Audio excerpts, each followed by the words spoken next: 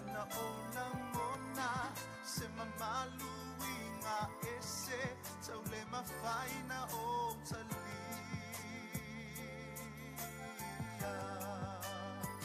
na pomisa lelangi inawa alanga lo utama talia mai lo wanganga na uiloa ole alo le tua le na tangata na pomuto atuli mafa'ama'u ilona satama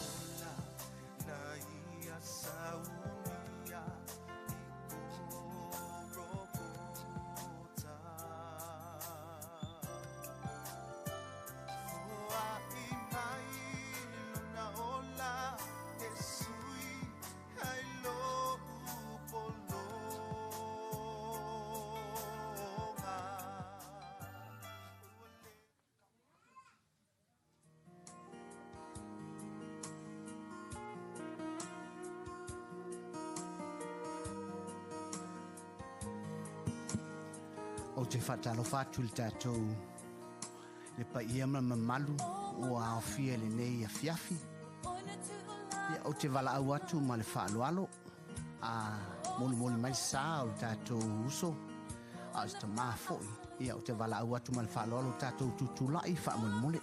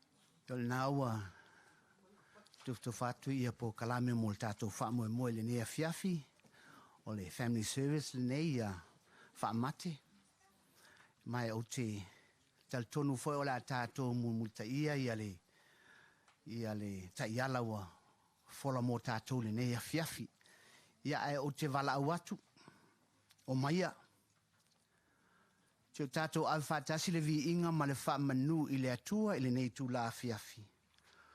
O le lalolangi ma mea ua tumu ai, o a iova ia. O le atu lau ma e o nofo ai. O a o ia lava na whaavai na ai ilunga o le sami, ma whaamau ai ilunga o le vaitafe. O ai ea se alua i le maunga o iova. O ai se tu mau ilona a fionga pa ia. O le ua ia lima mama, ma le loto mama. O le ua le naulo na loto i mea whatau waa, a ua le tauto wha ole ole. Amen. I te o tātou te talo. Mana wa maia oe lo mātou atua, i o mātou tangata i le nei a fiafi. Mātou te talo wha mole mole i a aruma le mana, le wha moe moe a lau whanau a maise ainga na lua le nei a fiafi. O mātou wha moe moe ia lo mātou atua. Mātou te langone ina lava lo mātou le ato toa i o luma. Au mātou te talo wha mole mole. Le vale alofa lau whanau le ni a fiafi. Ia te oe le whai ungo mea lava. Yesu ke riso mātou wole ma vala au atua nei. Amene. Tātou vi i le atua lona vi i ngai ono. Tātou tutu lai ma tātou pepese i le vi i ngai ono. Ono le pese tātou te pese ai.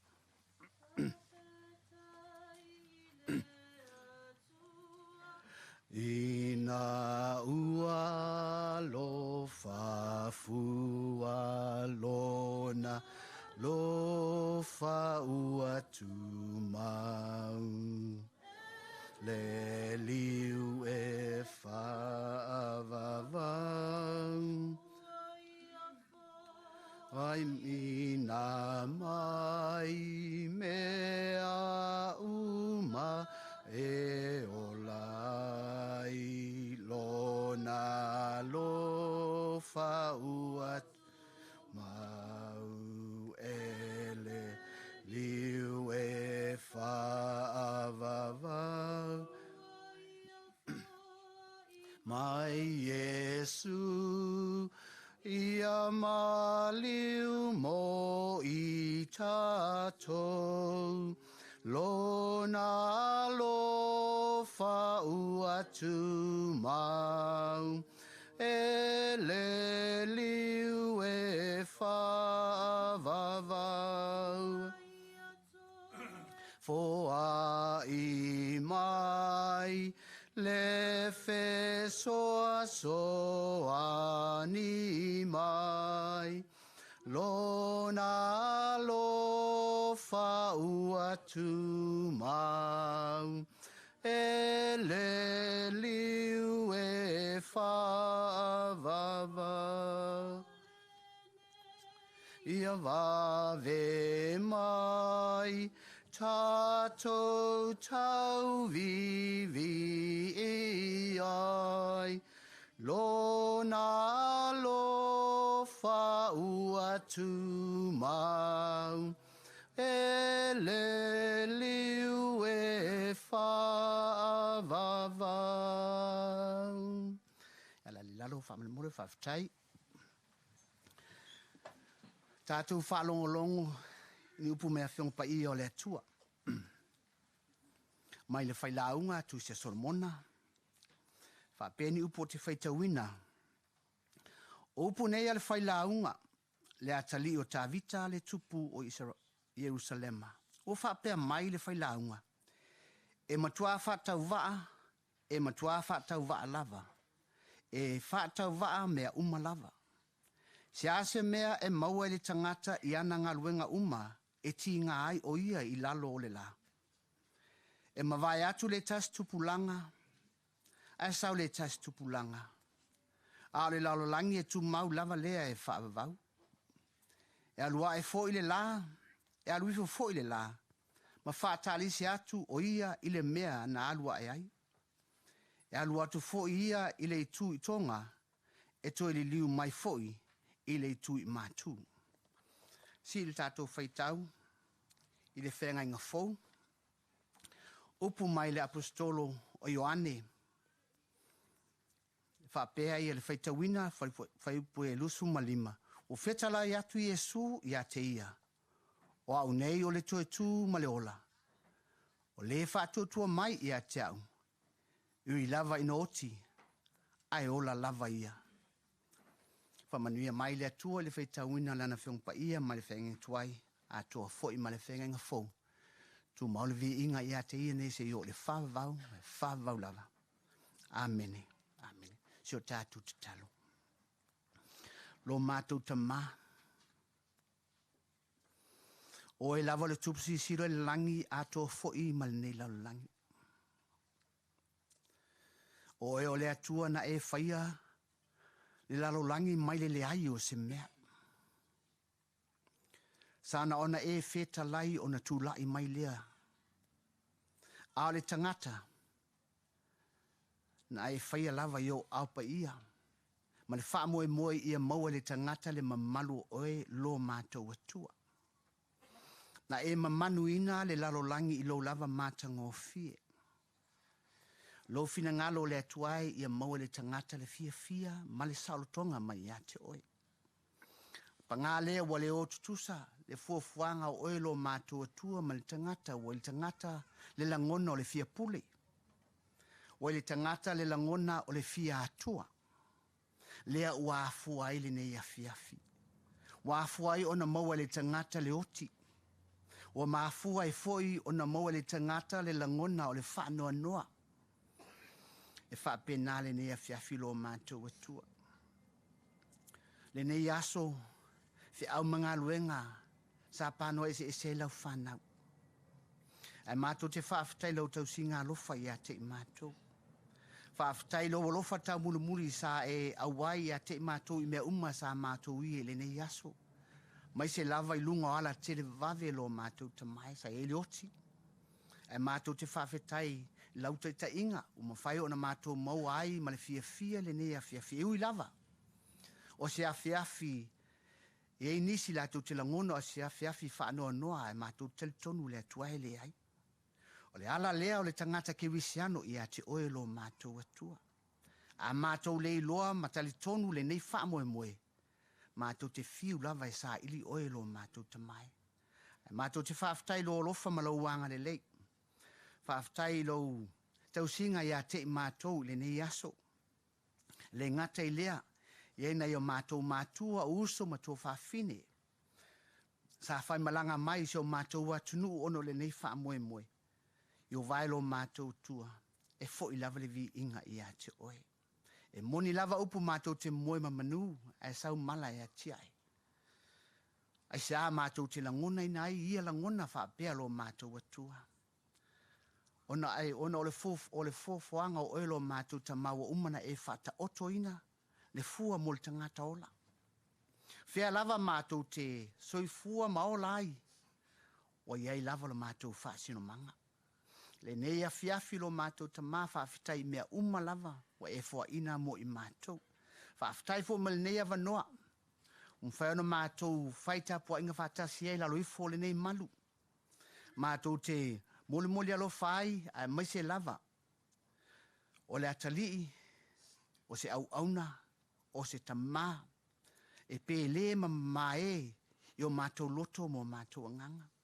Leo o mātou tau mawai, ono le wala au pa i o oelo mātou atua, mātou te whawhetaia, lo alofa ma lo wanga le lei. Wha mangalo mātou se mo mātou leanga. I le mwhano mātou tō lau wino o mātou se lo mātou tamai, wai le lava se so i mātou e ami o tonu i o luma. Tofu lava i mātou ma se ma leanga. Mai le totu pa ia lo wala pele o Iesu Keristo e soani e whamangalu neo mātou se mo mātou leanga. Anga le mai mātou whaamoe le nea fiafi lo mātou atua. Anga le fo i uso tō whaafine o e o tangi mai ala ona o lau wala pa ia lo mātou tamai. Mātou te talo ia e alofa e whaamai se ina. o mātou loto tui mamoia lo mātou tama.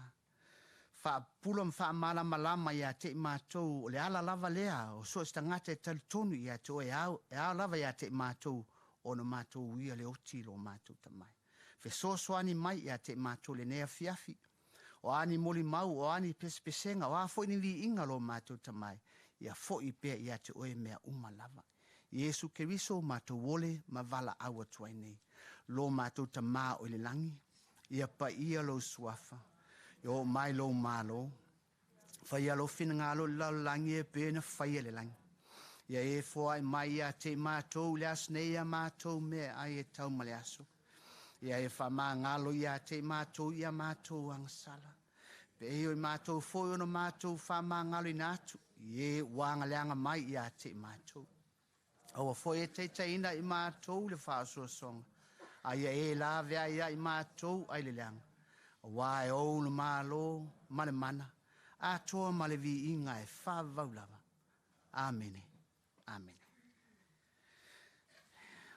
Ia o la vele ne ava noa.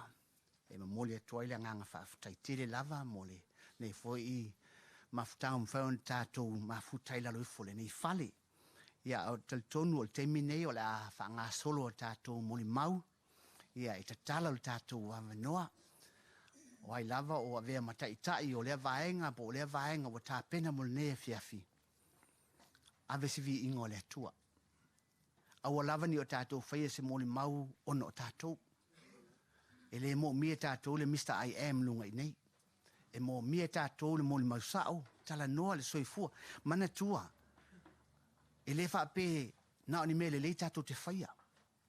E ei fo i me whaale le lei. Ia ai le mo mia telefoni me whaale le lei e tu atu o le lei. O lea, ia, tātou, o le to tele tātou mātua mātutua, ta māma tina. Ia tātou mole mau. Ila lofa malanga le leo le atua e ala ile. Le atali. A se tua ngane. A se uso fo. Ia manuia lava le tātou wha moe moe. Ia le atu lava noa ia tātou ainga na lua. Whaaftai.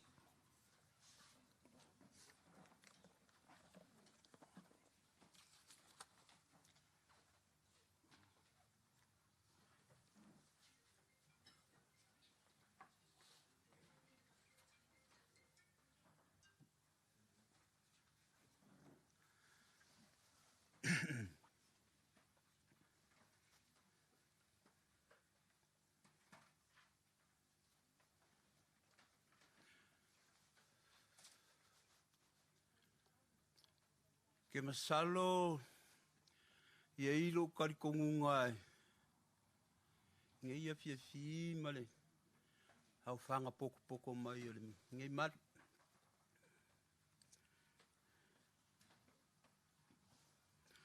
ai fai mai foi le upu fa mai a ka ali il mafua o ngaka ko make ale fa lau me i moanga loa le i ar kau kai a leo kako fongo ulu mea fakufala makako kau kala i le malungi ai kau ango o faku le fausa ma se kau sungi le kau pula le loi maka maringi ma le loko fango ngoa ma le loko fa vau wale bala upa ia le akua i se akali se haloi isi o kako ainga o kako whakasini. Afi. Lea ua whakisi singa le ngalu. Sa whakauka i loko soifua ma se mako wola. Mai ai le aso o le mawhakianga o le akari. Se io mai longa kaimi ua wala au ele kua. Lea ua fola loa ale ngā wā marka ngungu. O le ala. Ua lau di dei mea uma. Pea ngā saungoi ale. Au ngapa i ale kua. Ne ise me kau ke whaangongo ai. Lea ua koe wala au ale kua i. Longa i aka ngaka ngā fōa i mai lalungi. auange ia kākou, kako whaafo i ale vi inga mal whaakai lea kua i longa alofa mo longa anga li rei. Ringa ave ia ringa i ku la, o ke whaapai aku ai ma whaaka alofa aku, i pa ia maua lea u whainga luenga pa ia lea kua, lau sunga al kai mal whalekua, ngisi o le au sale vi, ma o lako whalekua o lo kako whaakasi ni marungei. Ngisi o kupu makamali, o whale upolu whalekua makausi masawao, ya ele ngā kai leo a inga ngalua, ki ngā ia sifa mal whangau, ia whaapea foilo kangaka whaakauwa mal ki ngā le ainga ma, le ainga poko, mori aku lo ngā whaafukai. Ila longa ale mawhanga, ke leo le avenga, wakau so soangi mai le amonga le ma avenga mal lo makua, mal ki ngā ia sifa. O ai lo mawhau mo lo wanganga koa, mo lo wanganga ele popoli, mafuka mai le manga o le angang pai. Siri lau whaafukai le akua. Whaafukai le ngei kai mi puu le soifua le akari. Wai ei lo longa. Ele lei le puu o longa ola. Ai olo whangia. I lo le umi kai mi ola ai. Ai ingosia. Le anganga le ke la longa kai mi ngei ke fia. Kwa fia. E alango fia.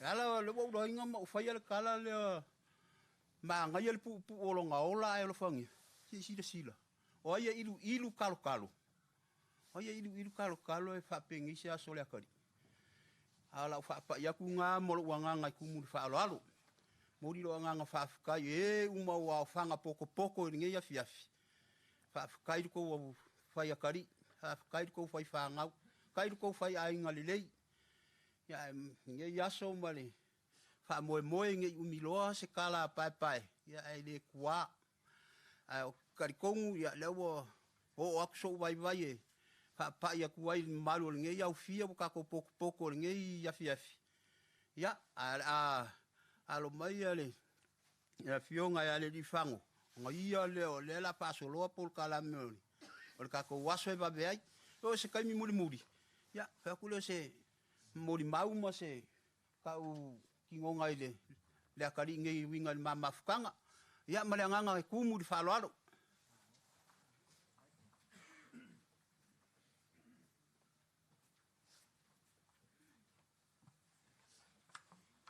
ya mai se pate via ile ri ya faftai ole ua tato wo mai taimi o tato mo mau ya ele manatu ona ole sa tatalo mai le to farm tu ele asi mo se avano le au travou po le fo lo finangalo ile le tato nu ya para o tu mal fa lo la usunga le asi ya ole avango le mo to a uma lo le na fatino lo por kalam mulmuli o ya le ua to sui mai ya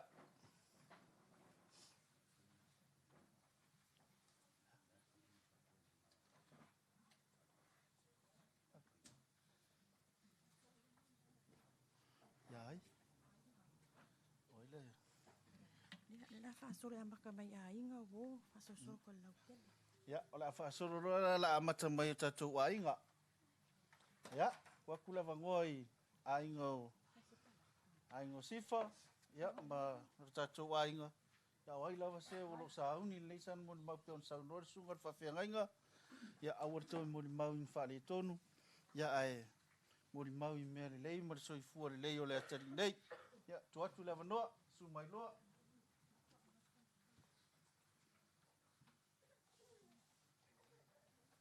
ya tu atu le si anko sifa le wo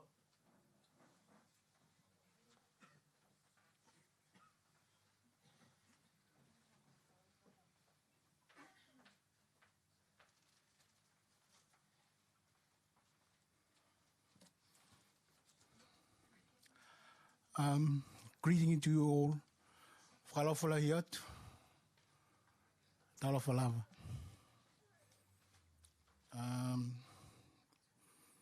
Mai keu ke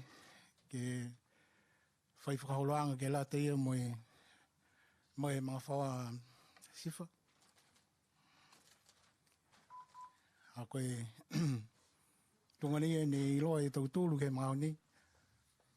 Whamare mole mai ga ui atu whakamua ke ha mautolu a wangahau ni we. Tō matutaki ai whoki ke whakamamanga e wangahau pālangi.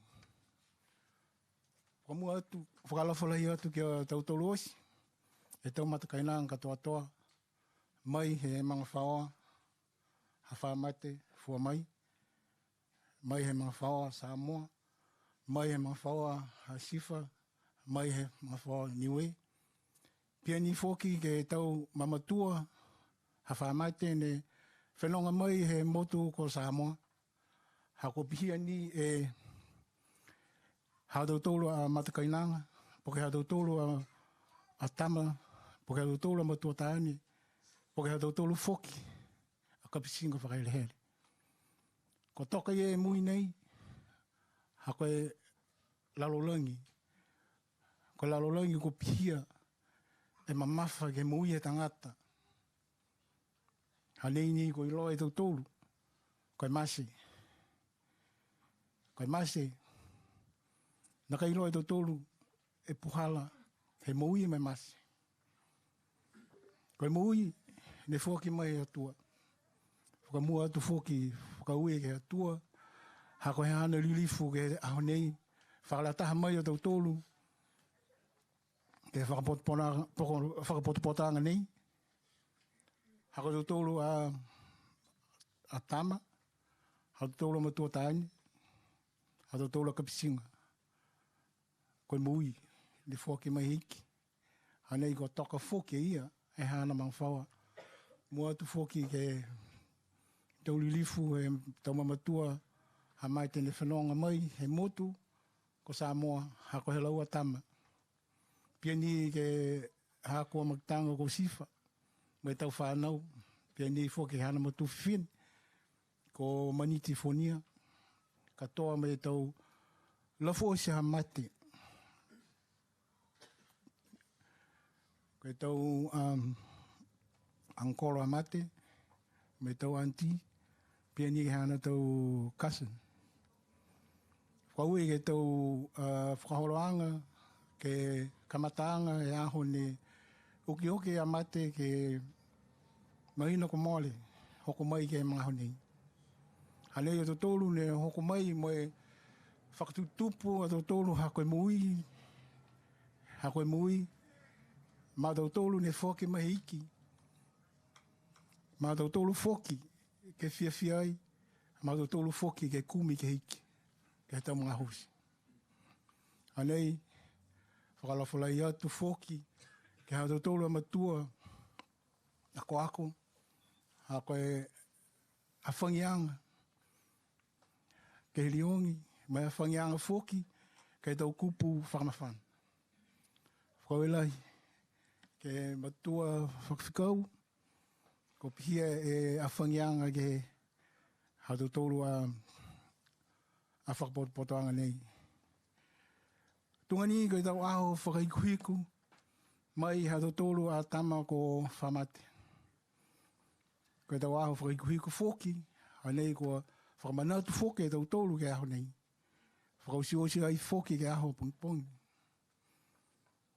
Ke whakamawhanasia e he iki. E Yesu a tautolu a tauloto. Ke whakamawhanasia whoki e tauloto ko maliplipi. Ke mawhanasia whoki.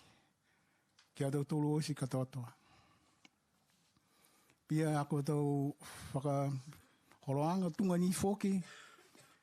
Hākua matakainanga, hākua kapisienga, hākua sehina, ko Faamate, mahani au mo ia, mai he kamatanga ne whileweia ia mo e hākua mautanga ko Sifa, ke ua awhi waru, hongfuma whai tau tau mole.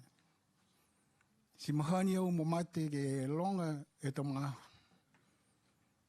Ka taha fōke mena ni whiawhia ia ki ai.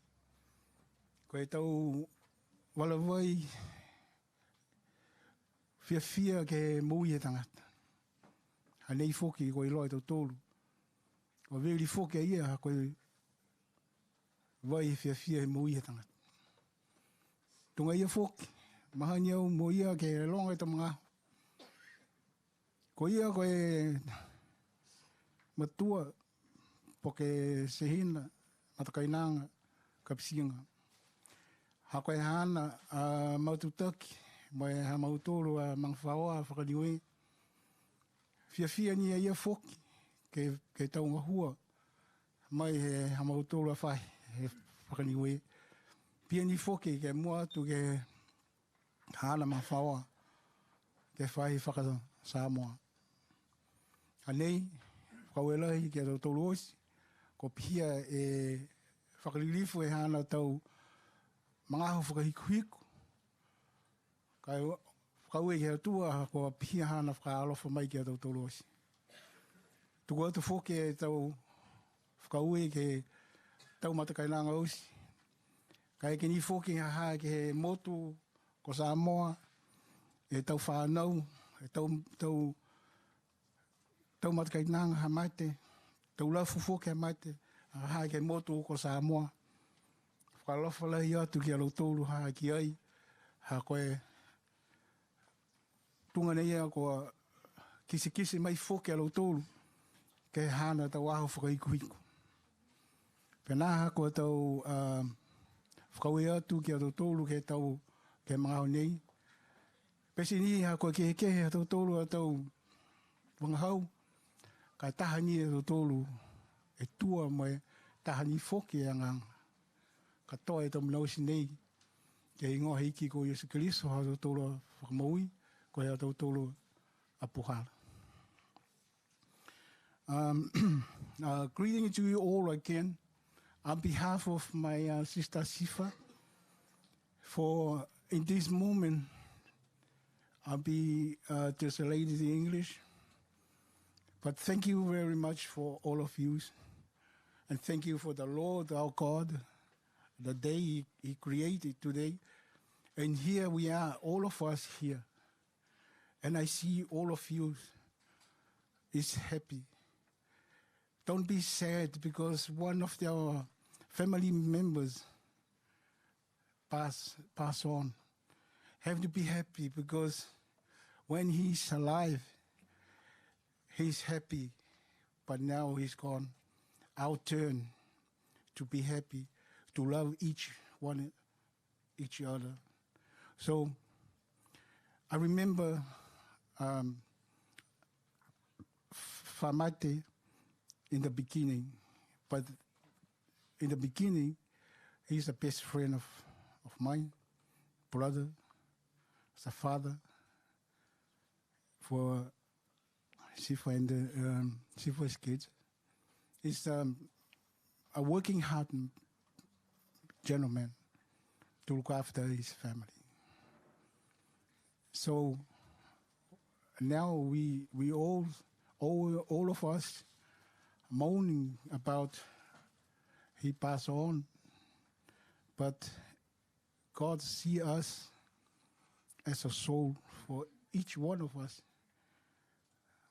How we are doing today, how we are going, because our friend, our best friend is gone. But thank God for the life He gave him. Thank God for the life you gave him for 39 years. 39 years, even his birthday the last month.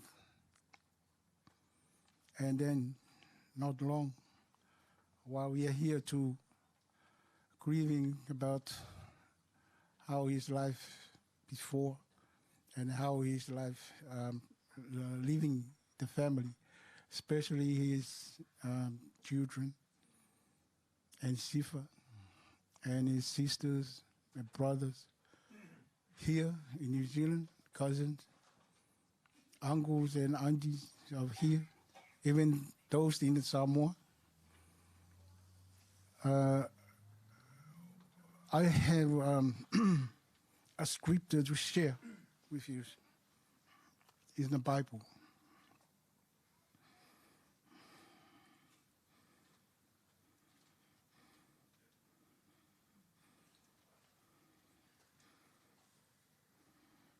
In the book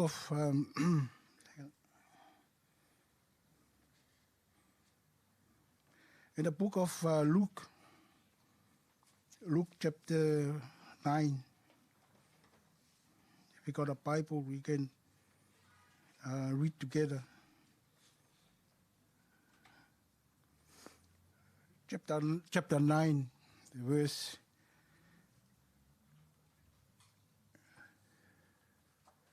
59.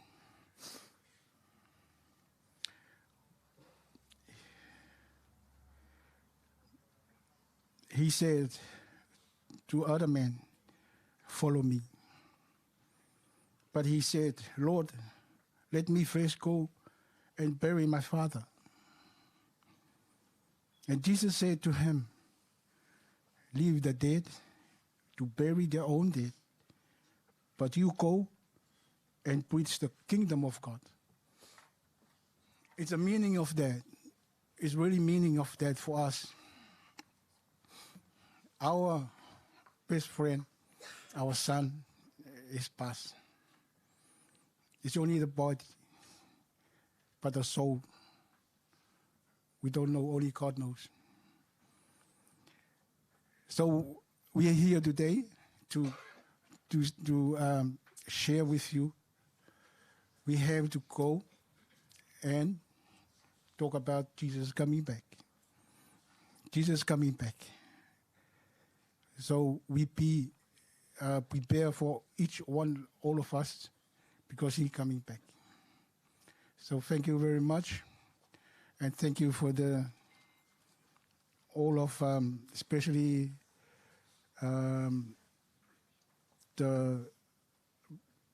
my discussions, organizing everything. Vanessa, thank you for your help. I know you do your best to do Faamate's because you always rely on you, because we know, because you're doing very well. So thank you very much, because especially our pastor, thank you for the warm words for us. And I have a request from my Sifa's uncle from the island. Him and his wife, Sifa's auntie, and two brothers of mine in the island, he gave a recording for Sifa's and the children, even Faamate's family, especially the mother and the father from traveling from Samoa to get together with us for the reason with our brother, our father, our friends, our best friends. And thank you very much for everyone here today. I see you fellas, you're happy. Amen. God bless you all.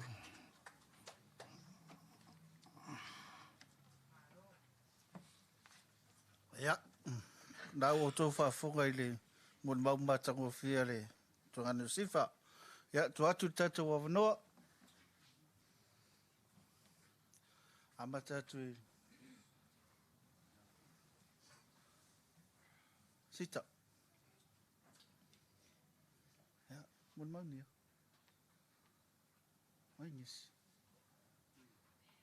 Hey.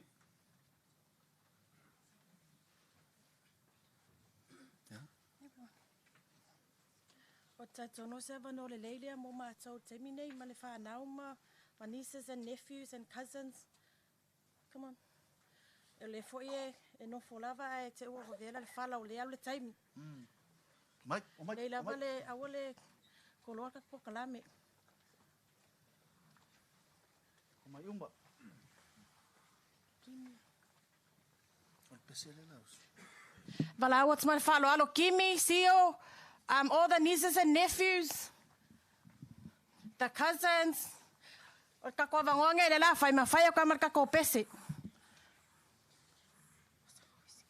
Yeah, everyone has to one by one. You want to say something? This is our time. No more time. There, okay. No, yeah, pasi.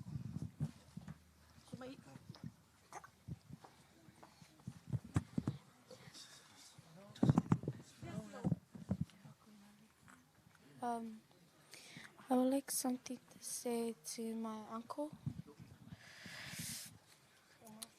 I just want to say thank you, Uncle, for taking care of us and looking after us.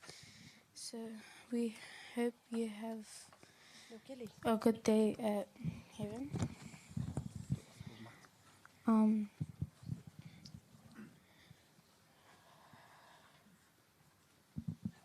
Mga ya ay bekako me imat piko le ala so ya me ya suwa ta ya ga on the side leave the mic there.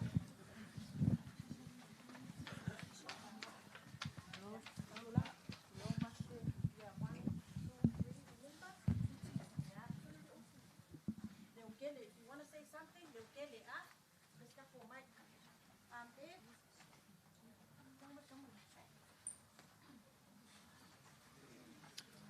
Ia, mono tau sirafia, ia o le whanga umalea Faamake. Le li leo Faamate. Ia wau kere I kamaiki. A whale kongu for kamaikiki. Ia e kasi ar kala.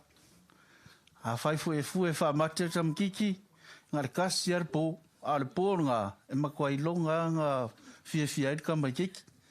Ia o leo wa kau whaimisia umai kamaiki le maliu whafua se I o le li neo Faamate. Ia.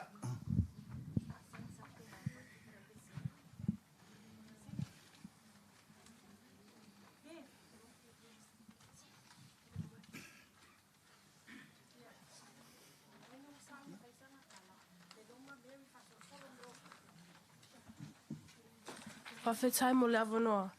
O te whātalo whātu I lau susunga le taitai. So ninga whabea fo ile. Au whainga loenga pa ia.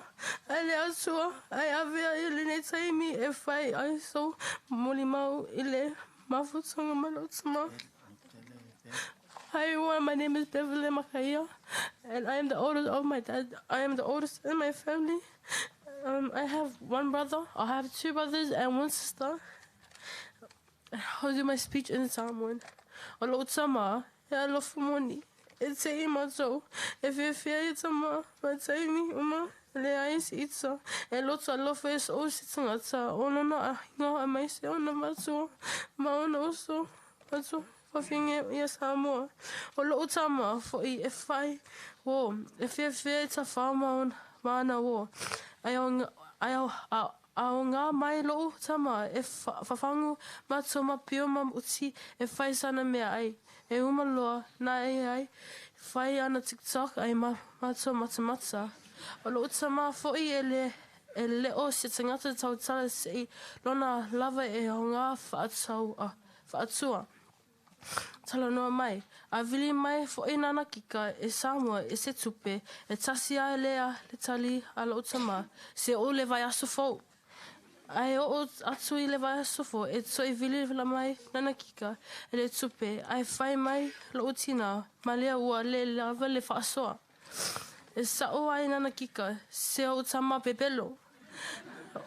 O lona lua, a le lava le whaasoa o tama, ua e le ai lava se si e tua I ai, e whai mai, a e le vili ante vangesa ma anku waki, e whai mai fo I lo utad, ia matoa lo lofa ia ante vangesa ma sita I ai, o neso lona lima tau I mea whai. A le lea inga, nese waki whawhitai mo mea uma na loa whai, ma lo dad. Dad? Whawhitai mo mea uma ke loa o a ua whakinga ulu ia oe. O mea e whai mo au. Guys, thank you. My dad, every time when I ask for something, I always want it, and then he says no next day, and then I always push him to get what I want. Sorry guys for the stuttering, but it's just too much for me right now. Thank you. Yeah. August.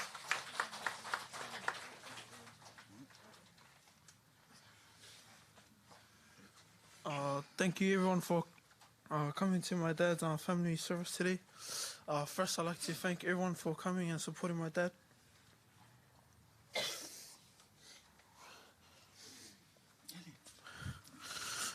And I would like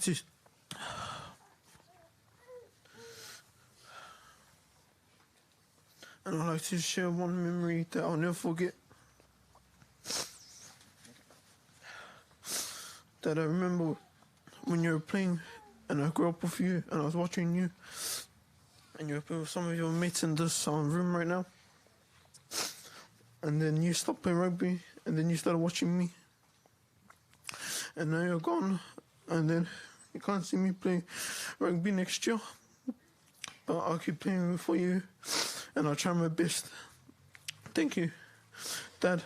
Ja, manuia lo malanga.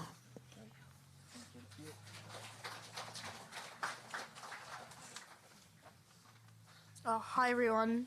I would like to say thank you for coming and supporting my uncle.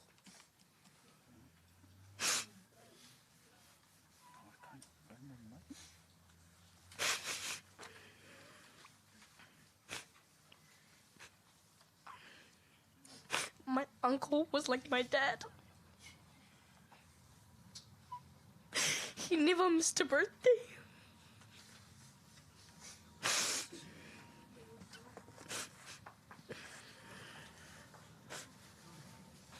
As you know, my uncle recently died on my little sister's birthday.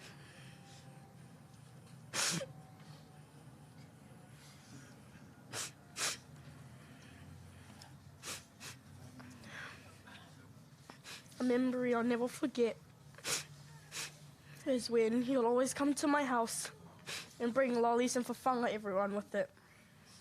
And he would say everything would be all right.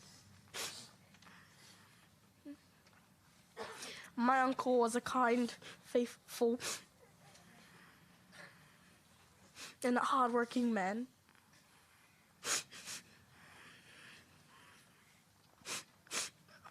He loved everyone the same way.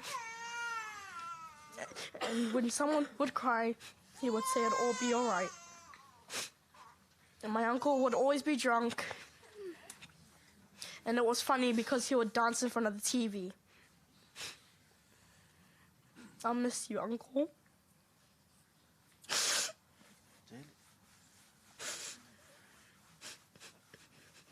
Yaman wit loman.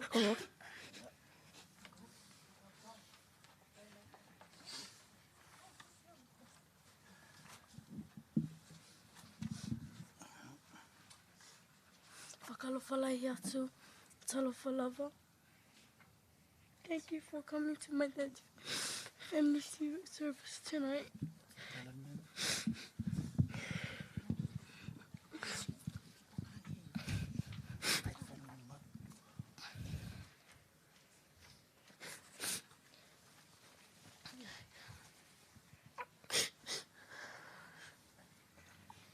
The one memory I would not forget is when we'd always play cards with my dad and my siblings.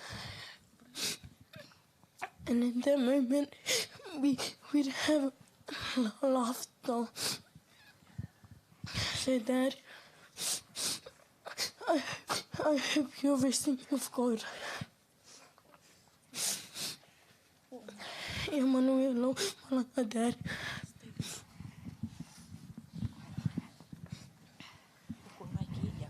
Hi everyone, my name is Makitika. Faamate is my uncle, my very favorite uncle. That is your favorite uncle. Come on. Come on, Mika. Come on, Mika. I will always remember that he was always there. not even a bit sad. He will always come to my birthday. But as you all know or might not know, he died on my birthday. And now that I think of it, I will always remember. Rest in peace, Faamake.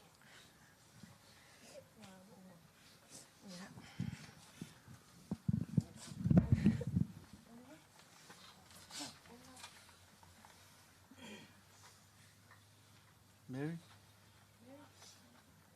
Ya, wai si pakelika, sina, sa, paimon mau. Eisis. Ule, levo ngore ka ko moroka ko kura yo angis. Ya, mo sawe, mo mau, moro yo.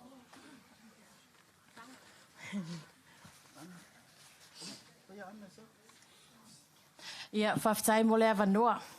O te le ma whawhau ine whaise mori mau. O nei, e tau le mori mau inanga luenga tangata. O lo o sila fonga le atua, e tangata malana sa whai. O na le fo te fia loto te leo no se o whanau. Nei aso. Ia, ai se whai pesina tamai upu. Ia, wa fole matou mawhtanga ma le tuangane. Ia, le lava le moto le pāwa sila fia. Ia, o lo uingo Vanessa. Ia, o Faamate lon tamapa e pai. Ia, le matou tina o Keni. Ia, o Keni lon tuangane le tamau pa e pai. Ia, so tanga leo matou. Ia, alo tina mo i o sina. Le foto atou wa ai le se o tina nei aso. Ia, vi ia le ali. Ia, o le mama ftanga mate. E se le whangalonga tā. E a foi le ingoa. E taimi e le iai. E foi taimi e wha le iai. Pe ona sau nota ma. Ia re na o me leita te moli mawina nei aso. Ia o tu le lei on mama ftanga. Ia, o se tangata e loto alofa. Ia o Faamate le ni ona fili. Pe au tātou venga le e pae pe a inga uso tuangane cousins ia elimo ele silesi. Ia e o fili foi na ia nei tangata ele whapenga. E ka ke fiu whai aku ia Faamake ia. E paua ke popole fu oe ia. Mea le a ia ka kou me ole o langa kala le e whai mai. Ia, ne pe on tau whafonga le whanau. Ia, o Faamate na matou ele whapea whatua matou mafutai nei. Na matou mafuta matou feola i Samoa. Matou wala i na o malanga mai nini usila lua afe ma le wha. Lua afe ma le ono malanga mai Faamate mai Samoa. O tai tono lo mata mai ta pousa ia sista Akenese i Maleota.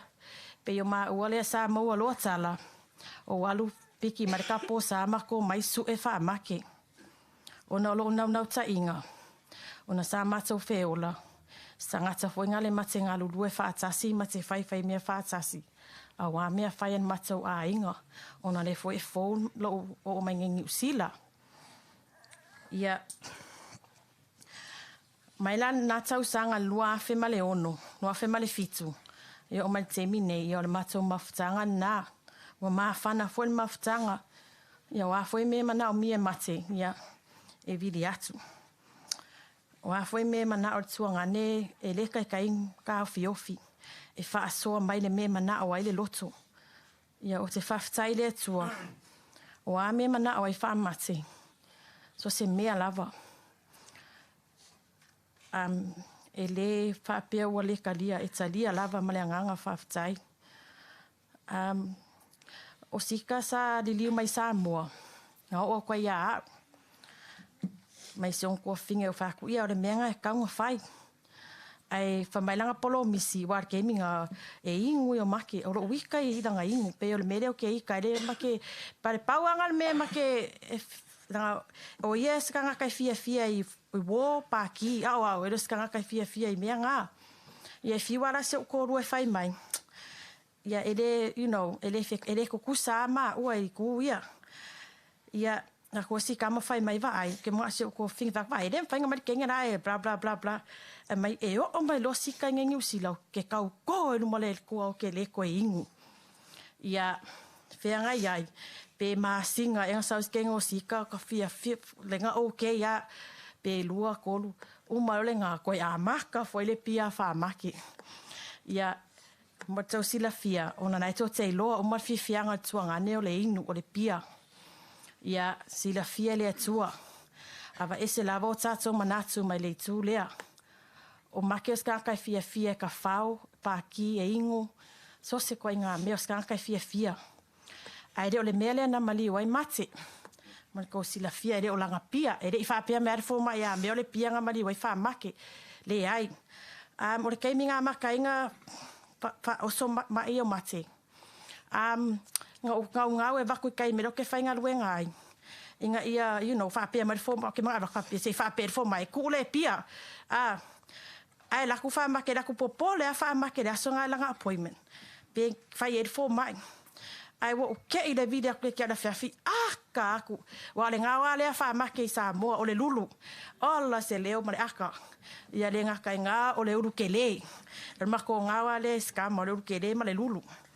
Ia ai video aku aka e aku whai mai. Ke lo fia whaku ea. Whaapea ua whai mengi. Whai oi le am le Fuamai e ku ula upia. Ai whaku oi o le ala le me mai. E koe whai ala ai okay ia whaku ia. O ia nā mea. Ia, o le si mea o te misia ia mate o matou me whai. Pe on tau sira fia, as I said, o maha whanal ma mawhutanga. So se mea, o umu, ma so se mea, e mai la vanana wha momoe e tea. Ai atau ti tira le siku. Pe e siri atu le whai tua whine o mate ia on matou mawhutanga. Ia nai ona tau songa, foi le matou te mafuta I nei. Ia, ai ona o le matou whiola whaatasi ma le mawhana o le matou mawhutanga. Le o le inga whaapea si kama. Ia, whaafitai foi le atua. O mea ia na nau iai, mana o sausion ta mai Samoa. Ia, sa mako o whaia whakamai, mau ke msar ko inga bla bla bla. Ia, e whamai, ok, popole. Ia, vinga seon ki ngā. Ia, se mi tona lena ere ko viki ke mi ko nganga whai le passport si doma kua kika. Ala lor ko viki le sauro si doma kua kika ai whaaila le whai kala si doma kua. Mai ia me sili anga o molo passport. Ia ngofo mai la ia le inga. Ia ale o sau seon tina wa alu. Ia make o le omisia oe ia o le mafkanga make ma se o kolua. O le fia ia waki ia laku Faamake I kai. Wa laku lo Faamake ia ingoro foi waki. Ia okay la amalo foi fafo fangumi o maka ia ika. Ia langkala le mai mea le lo sister le me le. Ia ngolo sa le kuli mai masifinga o sifa. E fa male fia skama ia uma o mea. Ia o a foi mea e matou a inga fai e mate ngā lulu e whaatasi. Ia pe oi tūna la whaangalonga tai. Ia make, ia sa reise wha moe moe teimine te aluai. Sa whaapea a wholengua. You know, ai nea matou moe ia te oi. Ia no tau whaafonga. O le tai au le sa wholengo. Oi le si mea le si good memory, le si mea le whaingalo ia. E kake moe le lewa le pō, e asko o ngai, e kake musu, e kakangila ke fongi. O al mea ngā e misa lo masifa, vili aksi finga o sifa ia au. O le ale lewa le pō, kasi in the morning, lua kolu, ma ke kukua mao mai. Ai ma ke o mai no le whale, pei ia le se mea ngā kupu. Ai wha mai, wha pura mea kupu, wha mai le se mea. Ai whamele mea aka ke waaya ku ia sifa le ma ngā o sifinga o sifa ke aluma ave. Wala o inga kuulo, o inga whaasanga. Ngai o whaia sifa le siaso, whaia waki. Mengo whaia sifa, ma koe misa. Aungi koe vini mai I roko whinga ngai ki. Ngā ia uka linga le ama lea. A whabela e ma ke a koe misa ai whamele se mea kupu. O lakuro mai ka mai ki mako mai. Ai ku e la uma sifa. Ke va aila ia e saufa ngi we lang fa ngau alo kero le alo inga le fai ka mai au nge ko ka ua le ama like you know me uma tato matua ia o mato mafutanga na tere lava me fie bon mawina ia no uti le taimi wa vela foi le fala mate manu ia tere lo malanga o le angalo oe ia tai tono le ai ni si fa mate tono tato a inga Ia vea foi lo mali ua whailoa i mai tātou a inga. Vi ia le alofa ma le anga lei o le tua. Ai aua te popole mai lo tōrua ma lau whanau. Pe alua le whaalua whātorua sifa. Ia, I will always there for your kids, no matter what. Ia, manuia tere nea fiafi o na Yesu. Amen.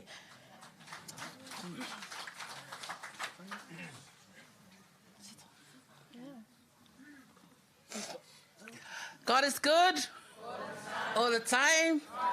Ele leile atua. I taimi uma. Ia.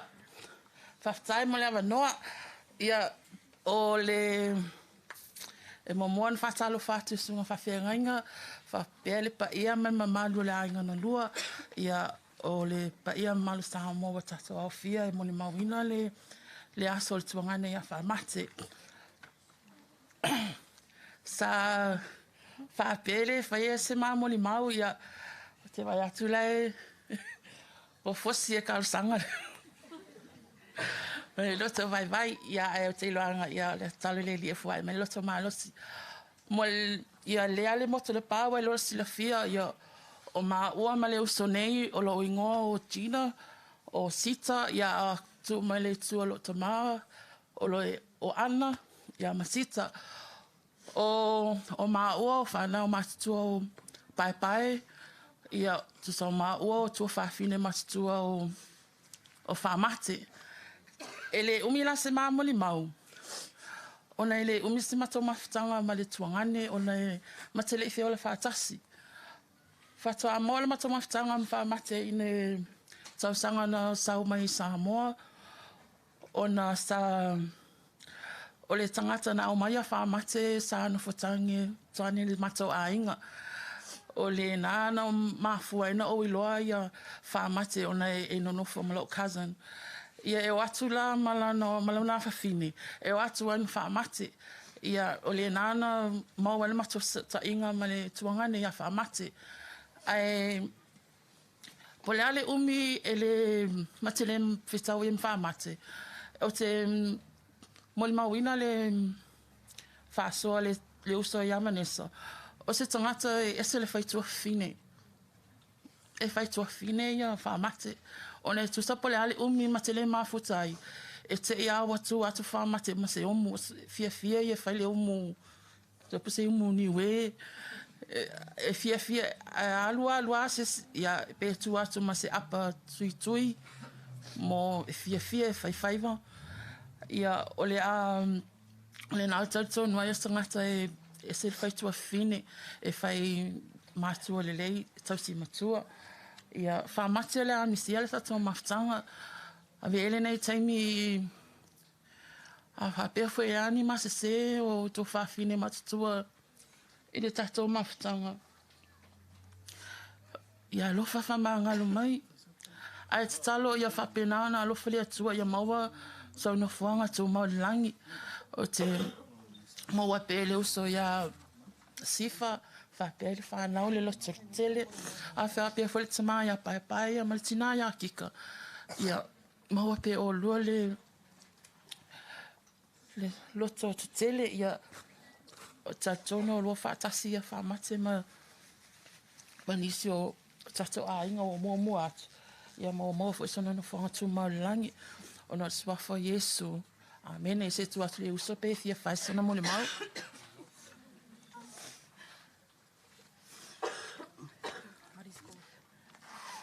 God is good. All the time. God is good. Yeah. O au ele se tangata fie e tala noa atu i luma. Tau lago na whai atu pese tala i le mawhitanga fua ma le tuangane nei. O whamaki. Ia e se a whekau i ma le usongei a whamaki. Ia paua me ma whekau e o pāki. Ngai ma ke whainga ruenga whakasi ma le kōlua. Ia e whekau e ala i mea ia pāki a whainga ruenga ma. Ai alo ke le whamaki pia vai mai a o ngai ki ngā ke le karinga whea kubo mo le ingu ai a whakawali. Pare ke me laka koe whamaki ska kai fie ke le pueka. E la koe pue le aka. Ska ka whai e... Pole ale ke le aku kala iai. Iai fie a... Ia whamaki, ia lea whai se ke le aku kala i. Ko whinge ia ki oi, ia erengi... Yo kala e whaukua ko fwoi ia mai lua e alua ki ai la whangau. Paua ia kalo mai ma. Pui mai si o whangau ko makua fwoi. Ia moe la ko silmangai manguia. Ia paule se kala mo le ngai kula wo lewa fwoi lea fiafi a kofu wo fia ai. Ia manguia lava le malanga whamaki. Ia, tai lava.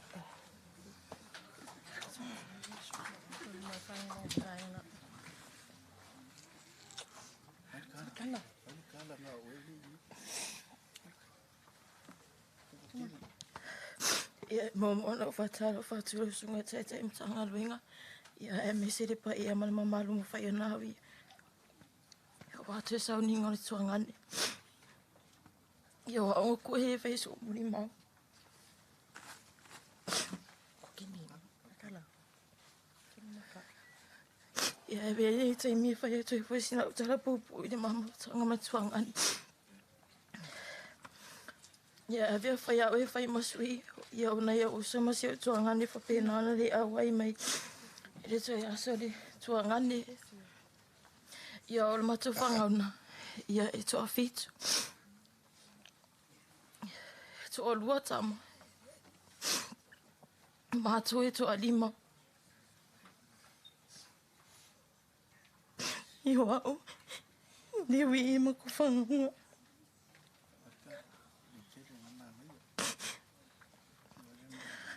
Nau tu wana mātou mautanga mana i o mātou e le lua o fese fulu fitu. Ia, o sawi nei. Pe whena. Tara noa atu pangesa.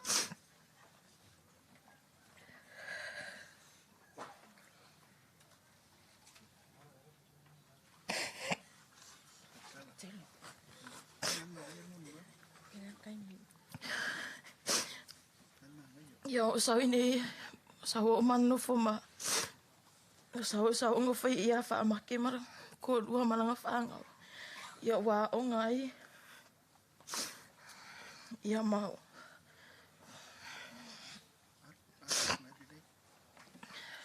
Ia kau sanga ngau walua i Samoa. Ia makarakara ngawhai ma kuangangi. Mo le sipo e rako karangoa mai. Mai ia ai ari Samoa. E rako ia vai whare ka mākua. Ai rako o vai o mālusi ka mākua. E sau whauaula wā onga. Ai rako i vai mamai ka mākua.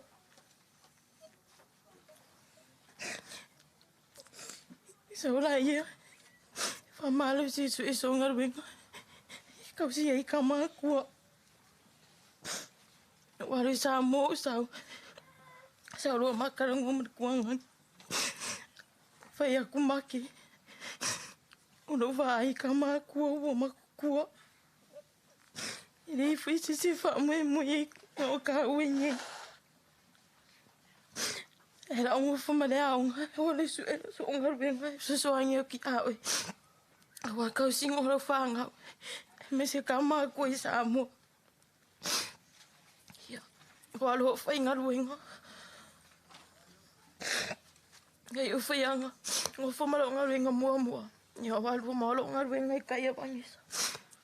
O whara I kai awangesa, ma waki mara whaangau. Ia maki.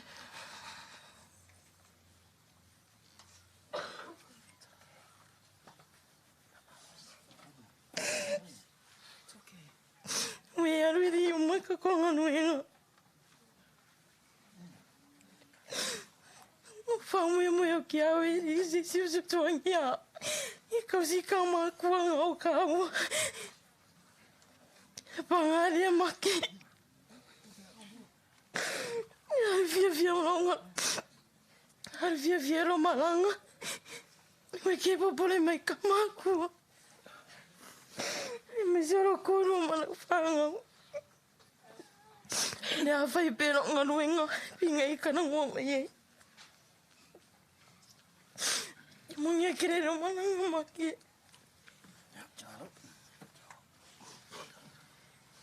Ya. Perkahwinan ngayon mun mawa. Siap mun mawa. Siap mun mawa. Sam. Ya, kami ngayon o Rusia a umaso o makemo. Ya. Hai whakar mai pe ngar ka ko au whai pese se umamako mun mawa. Lava pale mai perka ko foi pese. Ako kuku wale lavaku sa fa ya kuna no yori. E leile tua. Tami uma lava. Ia e momona. Fa fori vi inga mar fa ftai le tua le nei tu la fiafi. Luna lua ia e le lebo mo tu le pa o se le fia me uma. O le ngolu sia. First cousins ma ua ma Faamate. O le uso la ititi o pai o le utamalea. Le sunga whawhenga ia Ioani. E petai. O au sa uola I le ainga lau tina. O le si foi tu ia. E uso foi lau tina ma antikika. First cousin foi la ua. Ia ale nei tu la afi. E ui lava ina o tatou mafutei nei le loi mata malingi malfano no ngole malanga whakope whafua ia tuangani. Peitai. E le whai a lava so tatou loto le fina ngalo. Whai tō tasi a le atua o le na whai e tatou. E le te so umani mau le tuangani a Faamate. Ue e le I ola whaatasi fo I mātou. Mafuta ma Faamate nei o kilangi. O Faamate. O se tangata e mativa I mea maule o langa nei. Ai mau oe le alofa. E lima maa fola le tama. O lana tala ia tia o te mungu matano ai whapea. Ta fia mawani me se tele. O te alofa to ia te o tau matou tai tolo matou whanau. O te mana tuale aso na matou o ma te whai kui. Marikuangangi ia leri whang. Ia maseo anko ia pai malanga mai foi Samoa. Mako foi mai. E kele mako kui nga mau. Awo vinga mai kamal fia ICKFC. Mako mai lo mako afe yo. Ko kele mako. Fa mai lo se ko lua. Le lava kupe kako afe I ia sa mako afe lo I ia wo fia lava wo fai foi wo fami mika foi kai ka kamera ngaso wo si foi kai lunga ma fai mai e mama. Ai ola upulenga o fai lo ko lua. Ko e mau re kupe. Ale kai miele ko e mau. Faamake. Ave ngai ko la ke oi ko kasi ale si mele ko ki angalu. Ai ma ko ako mana o fanga wi le fale Faamake masifo. Ai saulo o kala o sala ki kile ngo ya faloi. Lang kala fa me ya. Pa wala le kama o la fanga o so ya ke au. Donga e kelele u. E kele mo ma u. Al kele ngale u e kele fai ai le ko kong. Ia mate. Roa lo fa mai se ko ngangi. Ia yo angi. Siolo. E me so ka singi uma lava vole mo mani e fia fili. Le nge wango. E mako a inga foi Samoa mo mo me ono fa anga mo oi. E wi le mate. Ai sa nga ya. O tatu tonu e ele fa mo tara tunga mau. Tatu toi felo a e mana e tatu a inga. Le nata e au matato le toi fa ma vai ai. Moe file mu ia au Yesu mate. We love you so much. Whaftai mo lea wanoa. Kai mo lea ngoa. Pakaro whaku I sunga I whawhea ngai ngā whakua. A pepa ia ia inga ngā rua e maise. Lea o lao male. Pa ia maru au fia. Ia o ore kausonga o Faamate. Ia o fo ore sui whamoimoi inga ore aure ang ka alo isi ari ira. Ya. Kei whaisa umbori maupupu uri mamafukanga Faamate. O pe ore uso makuare o Faamate mako mafukanga. Aluse mako sei faisa ile asore asko nga ile nga ayasunga fua kupu fala vel nga lo mako nga ruenga fairu nga o isiva te la o ai faile live Faamate faila ia le mako o fail mako nga ruenga umas furu lua kawa nga lua o fa mai mako mo fa kui ya mako lo fa kui mako mai ska kai au ma losi fa mai nga o fia ai kui ya sionko duo sifa ya skaka e au marosi ko e alofa e usika I fo ia e ile papu e masangi mo ke mempa I po askofi mo ke o ira mo ke piriaki ya ma ingwengo ya sema ko fang e ka ngula fa ama ke kongol papu le karie me palangi o ila laula fa solo mai ya ko ira kurva so le o fa ku ngai palangi wa ku ua eskama ya make ola lo fa kere me ngai palangi mai ngai palangi fa kai wa e duare ko ai por fe ua ya ngai ya aru se mako fa ibo ere kai kinga misi ka kare fa make ole kusore ol mako sisi kaula le apea ya ol mako kama ho ile fa mo ingalanga modu e mai mako kui ya aru foi mako nga ruenga ya sko nga ia ol mako supervisor ya maki ya aru fia la malanga fa maria foi ya o kai mel kama fukanga pe yesu se ya ai aru fia la malanga a kong wa nga foi lo mali ya wa mai sa inga kele a kong we ai se yo verso fo yang salambola ia le ya fa kai mola ngo Ja, mas pak wat wil er fala. Rau ko fa fonga mon mau makang o fiere so ya kemo. Ja. Sifa ai vai ya kemo fa make foringa. Kemo a fa ya fa pa yak salongo vai o sifa. Awe ke musu. Fa wa nga fole ai nga niwe. Da nga fa ka kupule ai ngo sifa. Ja. Olo mo mau nge fiafi le uso ya Faamate ya o se kangaka ya ngama ri kerengi ka Faamate a fa ya lo mafuka mngi ka Faamate ise aso akoa nga olo aka awa fo e o ngo winga ka usafia o ngo winga fo iskami a o ngale mafofau o le makwale mafofau lava ai kua ko ngale mafofau nga nga ke loa lei o ova se me o faia e ko se ai o ka fale se kaimi ele ua se ka faunga po se vanga fa pe fo ya ke o pe fa pe mai fo ya ke ai o e ika ya ke uso ho fa ya le ai e alang fa ya ko me ya oi o ga le ke lo o lo uso fa ya awale ke pole awo fo fa iso o ole mama fukara Faamate o ska kai loko alofa keli e a maka mai sa moa walu ngai ile ainga me lo ngofu ai mangayong makua ya pai makika e yaila le kakale swafa ya kauipu o pai fua ko ruarang fanga kama ngoya mafukanga markama lo Faamate e yaila makauipu i vaenga lea le mea ngā sa ko si siret ke leo le misia e kamafo ya pai o le lile o ka uipu ngā ua sue. Ia ngā ui loa le lea lofa o pai ya ka uipu. O le sile o ngā kari, ia le lile o ka uipu. E ika kere la whaamake, ele me makua ika ia whaamake ia ka ipu. Wau ke aruaku ro i ngā usau whairaro. O mai whoila i o whaamake ma whukanga makuarangoa. Ai se ea e lalo makau ipu. Whapea lo makau ipu. Karusanga. Le asau wa ai sia whaangau lea. O ai lau whaangau a kau ipu. O mai. E makua ma whukanga piko. Ai la i o whaamake o rau whaangau mongi a lea. O whaiak. Sorry.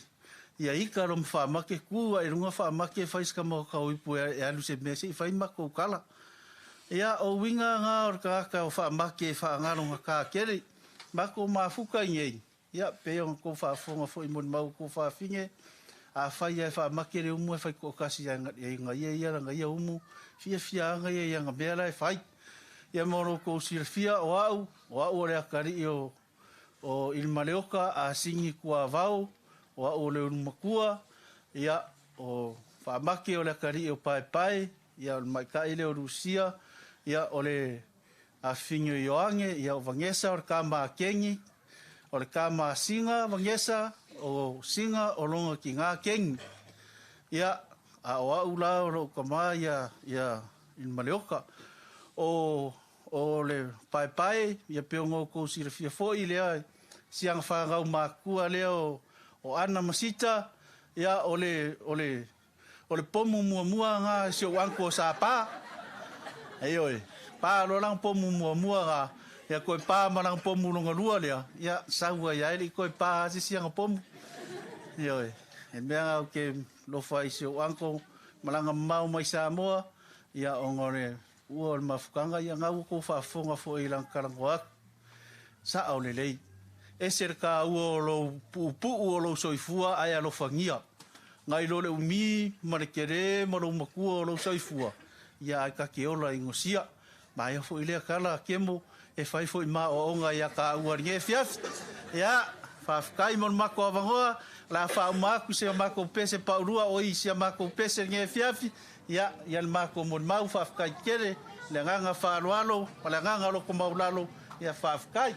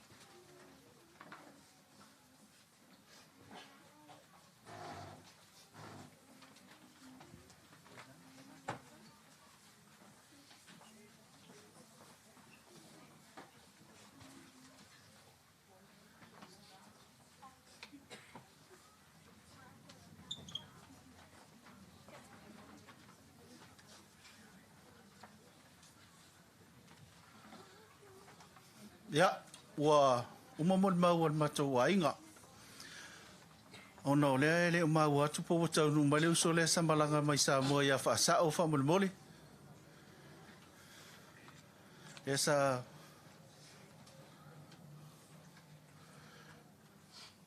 ia, sao. Su mai lau sunga. Whaasa. Whaasa o sa vea vitale malanga mau mai sa mua. Na malanga whaatasi mai mamatua o le i Faamate. Ia i le maliu whafuase o le uso ia Faamate.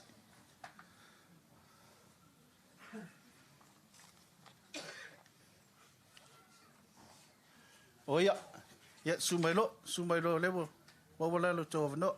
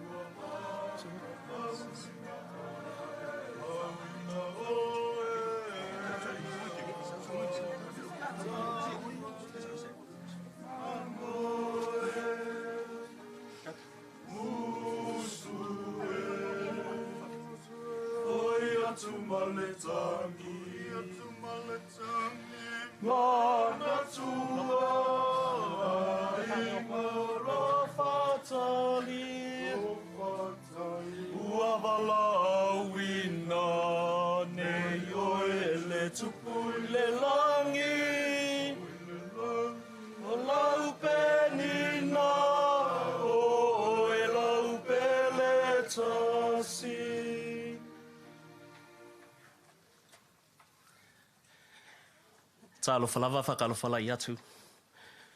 To everyone that will be here today to celebrate Faamate's last day. E mua lava o na moto le pānsi fia. I tau mate mai o tō po aile nei maftanga. Ia o le aule nei le United Brothers. O lo whapian tau sini o tamu sanga le klani Samoa. O mātou foi o lo umia le siampini le klani Samoa. O le uso ia Faamate. Se tasi lea o poutoa le mātou au, na whaavai ina le mātou kalapu nei. Mai le tausanga e lua festival ma le ono. Se i o mai lava le taimi nei. O lo maa whana pia le mātou maafutanga ma le uso. Ai, o pa ia mamalu o le tātou au fia le nei afiafi. O le ale o iai sau whamtalanga. O nei whainga tā. O sa moa le atunu wa uman totofi. O sa moa le atunu e vivia ia wanga tā. I nei sasis whamtalanga. Ala auli male au manga nei. I ona tōtau mate mai lea poa i mātou nei. Ai a veale nei tū la. E vato e sau tamai moli mau. E le i wala awina atu le tai ulo al mātou whai aonga le sunga ia Siosi o George Brighton. E sau e whai moli mau al mātou au. Sa wa moli mau na wa e tu sai foi mali mama ftanga mali uso. O mate o te rei loa e sa mai vai to muli palauli. Pe fe ya upu le atunu. E te le atu wa al tangata ia au le la au. I o palauli foi ta mai titi nei. O lo tu a e sa mai vai to muli palauli. O mato e vai vanga lava mati tatala no lava mali uso. E tala mele ngafa ia tatele malamlama iai. Ia ona o lo uolanga na ola la vai lima ia pia. O le mato maftanga ma le uso ia mate e se whaangalunga tā. Pei foi ona moli mawina maftanga o i moli mau atu anai. Ua mawai atu. O le tamai fia te le pia. Ta ilo pe whaangalo a fia mate i le pia.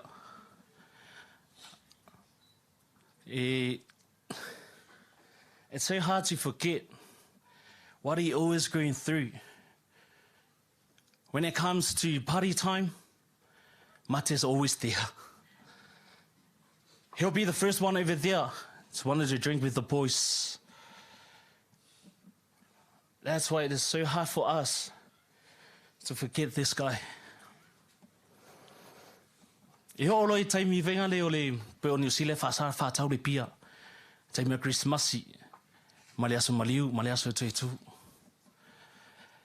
o te iloa le lei lava le mea wawili atoi whaamate ia au se taimi. Johnny, Lauri, e inga o toi whangu i nā maha. Ia o te tari lava le ioi, ona leanga o te tamai fia te le pia. O te tonu foi, o waru mate mari fia. Ua mapu mai o ia mai ti ngā, sa whapea na whengai mai ia ilonga o langa. Mātou te leilo ina o futau ave mate ni mai o le tino me whapena. O se tangata mālosi. O se tangata e mata ata. Maona o winga lava le nā e le kai a whakia kia pia o ngā. Sifa and the kids, just be strong. Us and the boys will always be there for you, to support you and your kids, whatever you guys need. Ai o te walau whapito atu, ta iulon matu nei kalapo le United Brothers. Se sau fwoi whaisana ia ta mai muli maupupu, a ngai kele aku muli mau le coaching ai lo nei tangata whatau wha. Wa whatai lava mo lo wavanoa.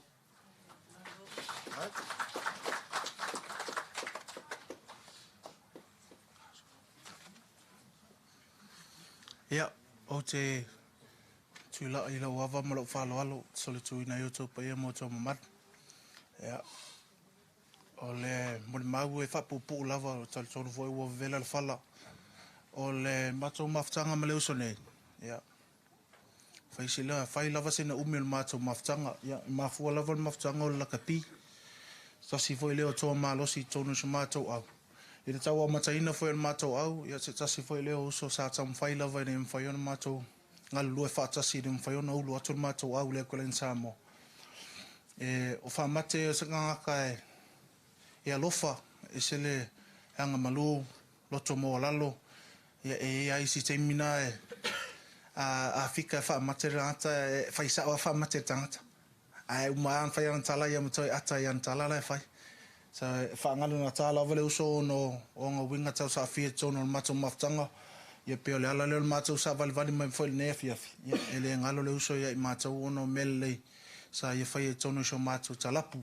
Ia Faamate, ia manuia lo malanga uso. Ia mawasa una whoanga. Maulunga, tātou whiloa i se teimio i ruma. Ia i le tinao le a inga ma le whanau. Ia i le whananga le ta mawhalangi tonu ia te oe, ia mai se mātua, tātou whatasi le nei afiafi mai Samoa, ia maua le mawhanawhana, ia mai le ta mawhalangi. O le upo e fia mawhaisi nau tala le nei afiafi o le upo leo le alofa. Ia, o tātou ilo umalava le wingo le nei upo, o le alofa. Whamai upo ta maa matua fo i matina matua, ia maua i tātou le alofa o tātou whanau. O tātou a inga wa tātou te leilo lava te mi e o mai le wala awar ta mawhalangi. Ia o lai tātou te mawale alofa i tōna o tātou a inga. Ai te lei tū muli te alu te whainga luenga. Make sure you hak lau whanau, kisi lau whanau before you go to work. Po le alava le me te alu ai wa tātou te leilo lava me tupu i le nei o langa. So le alofa o se tasi leo upo pito sili fo ina tā ua tōna le tuaspa ia ta mawhalangi. So ia tali tōna fo ia. Le alava sisi tātou e le alofa i o tātou a inga mo tātou whanau. Ia, o sina o moni maupopo o lea, whamanuia lava lea tua le nea fiafi. God bless, tawhatai lava. Ia, se pati mai mo le tātou au malosi, le United Brothers. Ia, a whaia e toi mana mea tiri se tangata pe o Faamate. Ia, o lo i eisi o matou so le ia ke mo ma tautunu. Ia, e ofo ina atu o la ola. Ia e whawa wina tūranga na ta aloai Faamate. Sumai. Ia ale ai oro ia ile. Si o matou tamai ale asi. Ia matu e whaapou tō au.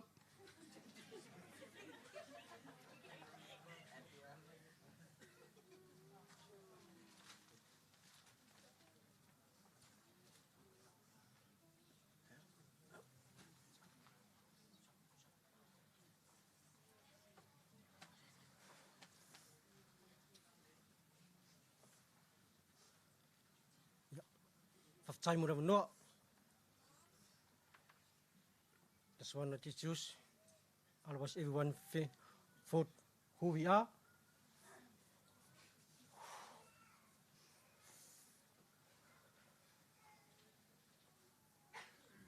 We know much from rugby. Also, this is under 12, under 13 from NZST. Where son Madsen played. When we see also, our assistant coach there. I call him okay. The boy had a try. I told Mate relax with the water. He always run in, keep the water. 2 years ago, last year and this year, we walked into, knocked the door of Maris Eastern Club. Those 2 years, first of the club, undefeated. O se ngakai loko alofa. E te mamuru se mea. O ki sauke ewa yambat, pe onko sila fia. Everyone just really like to enjoy himself on the pier. I told Mate, the last time I met Mate, this is my last drinking with you, because I had quick. I advised him, please, just slow down the pier, but pia kala fasa mua voingan. E pula tama lo matua ia na me fai. Ko se kai mea lake sau I'd follow much. It had a barbecue. When I walk in, he came with the barbecue, the whole barbecue for myself. Before I left, I don't know, maybe the plate for his wife, for his kids, or maybe his plate to eat after he drink. But he gave it to me.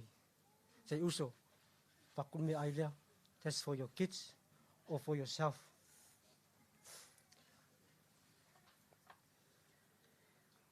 I met Mate since we started all in rugby from Istamaki, went to Papatoe, and came to Maris Eastern. Yeah, Uso, you know, out.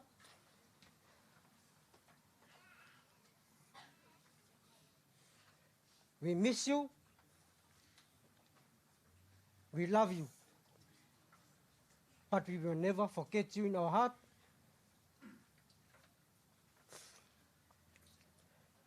Sifa and kids, be strong. God will be with you. It's just a little gift. Medicine.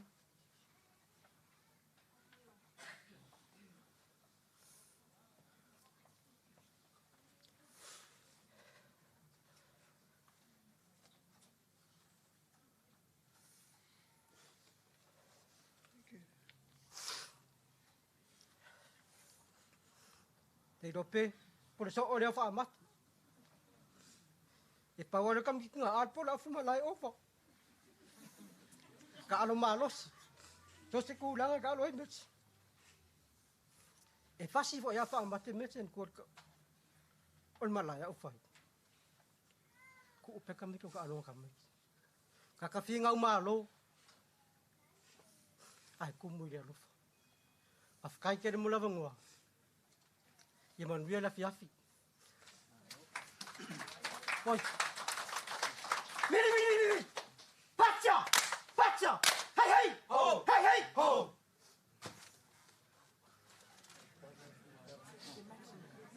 Deal.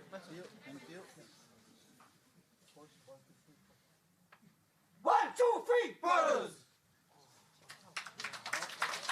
Ja, se pat mai. Ia lewa tātou whaafonga ma sirisira fo I le telo ma le tā ua fo I nei tangata o Faamate. Ia fo usau lea aula kapiwha pio se assistant coach. Ia, kemo, tātua nā mao e leisi au lea. A whai o la ele alu o le United Brothers. Whamonmole kemo whaawau le assistant coach lea sesi o lom tautunu. Whaawaua ia tūlanga vai o si o tātua uso ia Faamate. Ia, o la tala pere avanoa.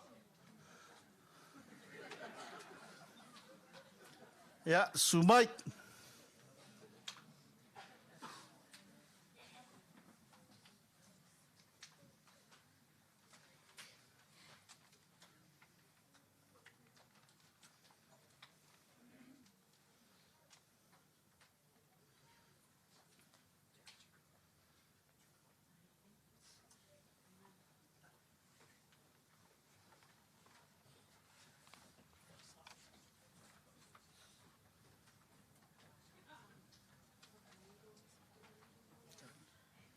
someone man.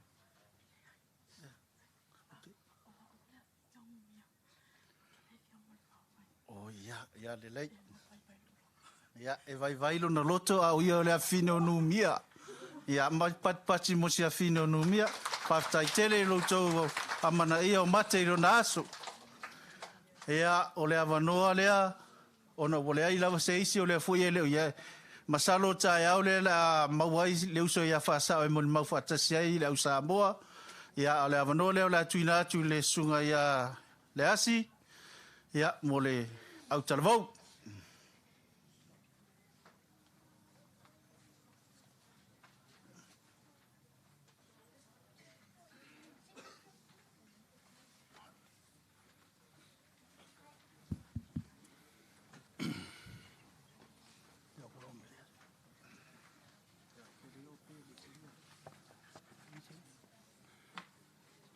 Ia whaftai mole awanoa.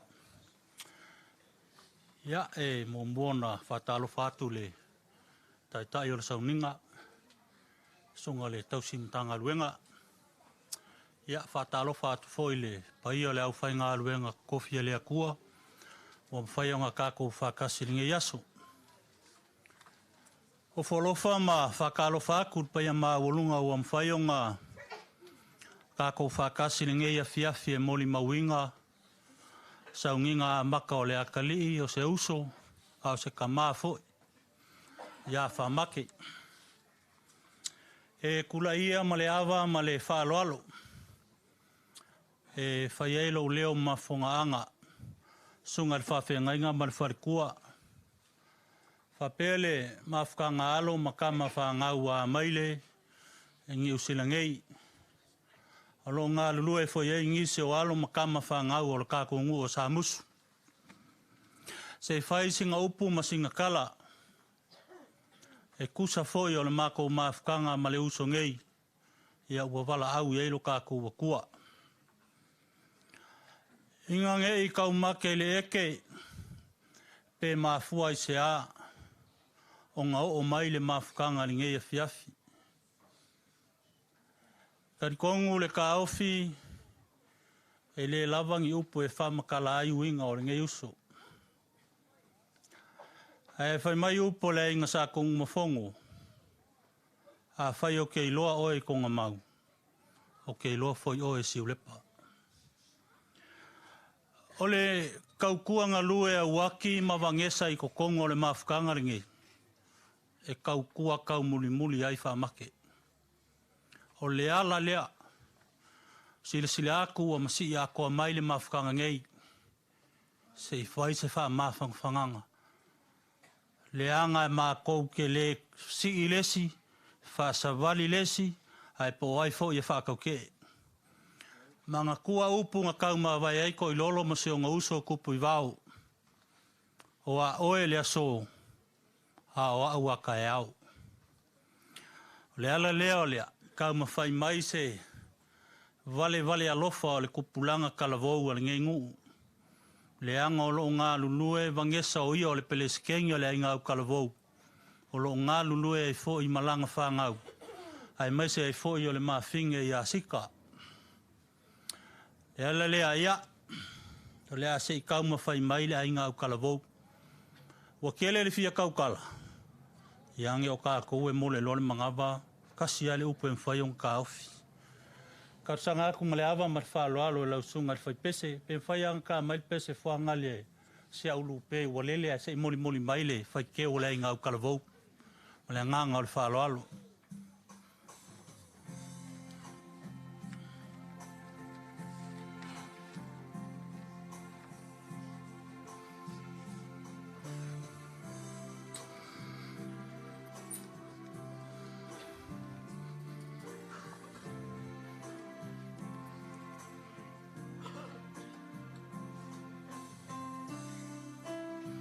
Aulu pe ua lelele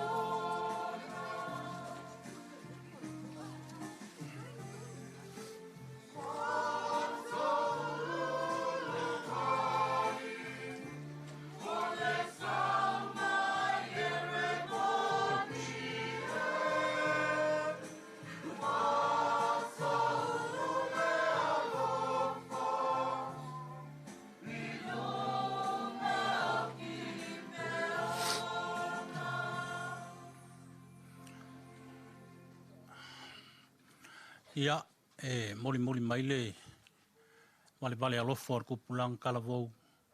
Se lako fesoa swangi e lima se lauta la.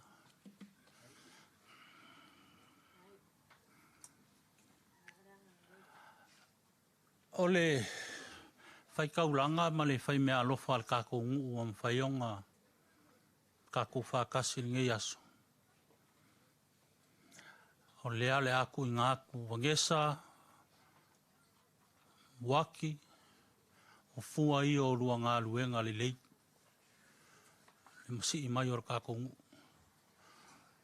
E afe whase lau o kui ngā aku i lua ao. Fe soa soangi ai e ngise o vaenga. Ia, Faamake, aluia lau malanga i le ngu e ngalo ai ki ngā. O se ipu vai fo i sa e asuinga i le kongo le mafukanga. Ngā ingu malia ai le mafukanga ngei. Kukusa lava le aso e kasi sa e kaukua ai, mangi masinga sa e kaukua ai, mangi kausanga se kele. O a foinga mako whale kongu mangi a leo ala ka kongu. Aluia ma oe le ngu e ngalo ai ki ngā. Manguia lau whai ngā malanga. Karuai e sirisilai whaafonga foi moli mau o le ngei asu. E maualunga le awai le olanga o le kamar ngei o Faamake. So se whaala poko ngā foila. E iei a foila le au ka whawhau a Faamake. O lea le au mai le vaenga le au ke sei. Kou sila foi si mako foi whaala poko ngā ka whawhau marakama. Se iusu o si a mako pese mako ke whaako whai. Le ange o leko o kele o kou. Ko kele o sila le au ka whawhau a Faamake. A le au ka whawhau a Faamake. O mai e wawe ai e mare whai kwara kara uku mai lunga e. Wawe mai foi. O mai e. Aole o keimi o ka whaonga wawela ia e. Ia e kai fongo ai le sunga le ia ki al mako mafkanga. Ia or ka whai kai fongo. Ia or ka nga e mauaronga malos. Ia bala au aku i lau sunga ile whai pese. Se ka mai asinga pese nga le. Ma vai ngā ka vika mai o ngā kanga se o mako wha ma vai ma le uso. A mai ale le mako wha fianga. Ia o ngā ka leo sin kako pese loku e. Ko va ile vaenga. Ma le nganga o le whaaloalo, whaaftai mo le avungoa, o nguia saunginga.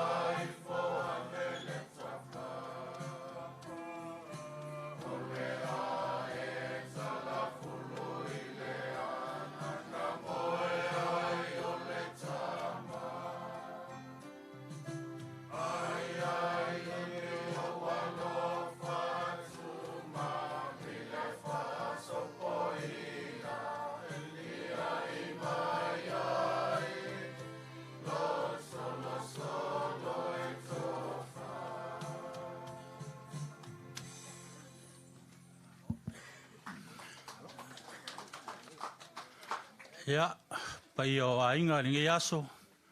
Ia, mako ke whamaruru akua. Kiki le au le mauka o ka maroko maka.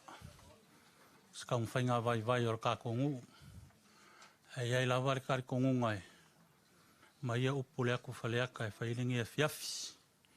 E le ka uar pau or kiki o panga mali e. Ai ka uar whi au ringe aso. Le ar whi au ringe aso. Maua le alofa. Maua maringa lue whakas. Ala wakur kako ai ngā pese. Ia messing kako pese ngā skase. Ia sei ko wā aire kako o fiafi. Ia o ngā whasorero kako por kalame malanga ngā whaaloalo whaftai.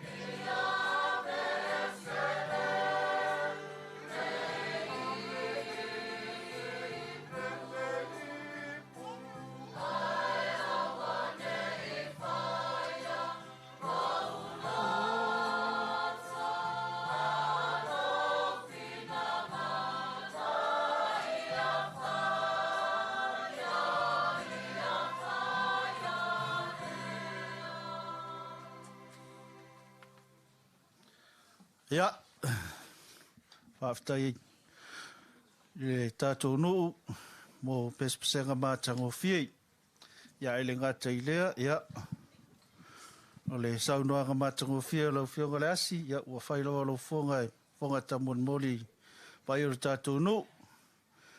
Ia lea ua le fio mataafa tamaainga, sua taulili o le matua, a fio tamapaa malo tusa mataafa. Ia ala tai lea waluma fonti, ono manatu lea, fonti lea ua wala au iei le tua ne fiafi, whaftai tele lo tō whaatasi mai, o lo tō whaatasi mai ni ne fiafi. Ia ua mama i fo i se avenga tamai a pai, ia a meise nei tu o tātou wa inga. Se taimi ia ona te atu leo so tu palpala i nei tu o tātou wa inga, ai o nei taimi ia o le a tala me whaasoropea le tātou polo kalame. Tu atu lewa no le tasi whamanmore i le a inga o kika, si a ina leo kika e tarasanga mai mo le avanoa. Ia a uma lewa no lea, ia ona tu ina atu lo le man whaaloalo i le tātou whaafeangainga, ia Michael, tuna tura le vanoa le ia a uma sau, a uma ia Pisila, whionga Pafuti, ia no so mai lea marteine leo Tersia saurunga i.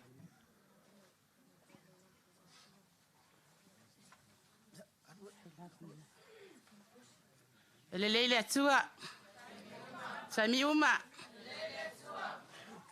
E mo moana o whaftal whongale. Mo le avanoa o tuina mai. Patalo whaatule. Au whaingaluenga pa ia le atua. O lato wharatua o tato.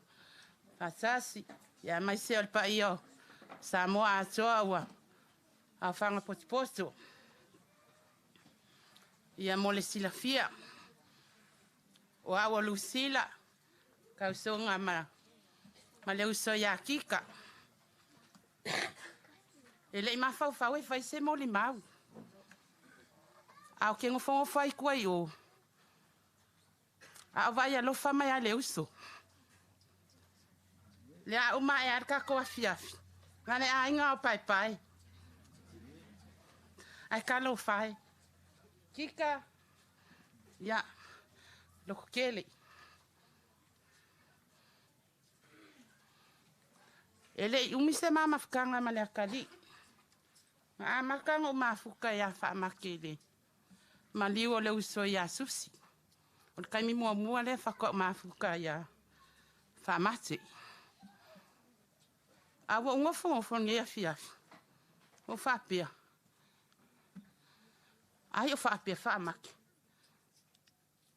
Va ve alea wala awa kon maika ile ya o I fa ala vilave ma o ki fai. Ale o walu ale ku mai nunga e fai so moni mau on mafu anga lo kula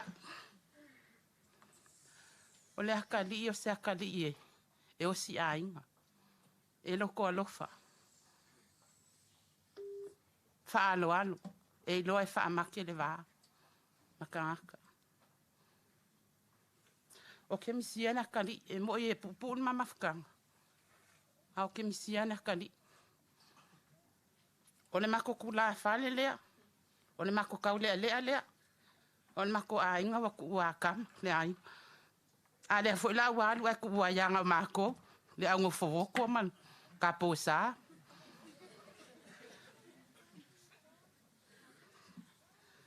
Fangano kai or kama. O le mea o ke misi ai. A fai fa ala me lave, e au fia o mai le ainga o kika ma le ainga o pai. O nga le alu le o la ingo pai. Ai sau nge ya mako. O nga o keilo ai le alofa. Loko alofa kama.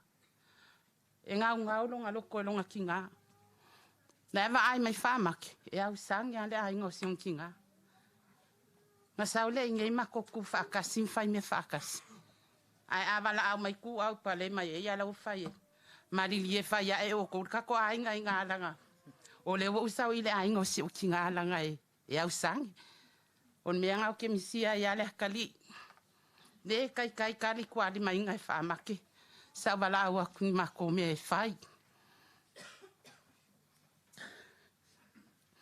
Mate, ia. Whangoa le loko wai alu. Nese se kua i kako mea e fai ngei. Ngei a kungu.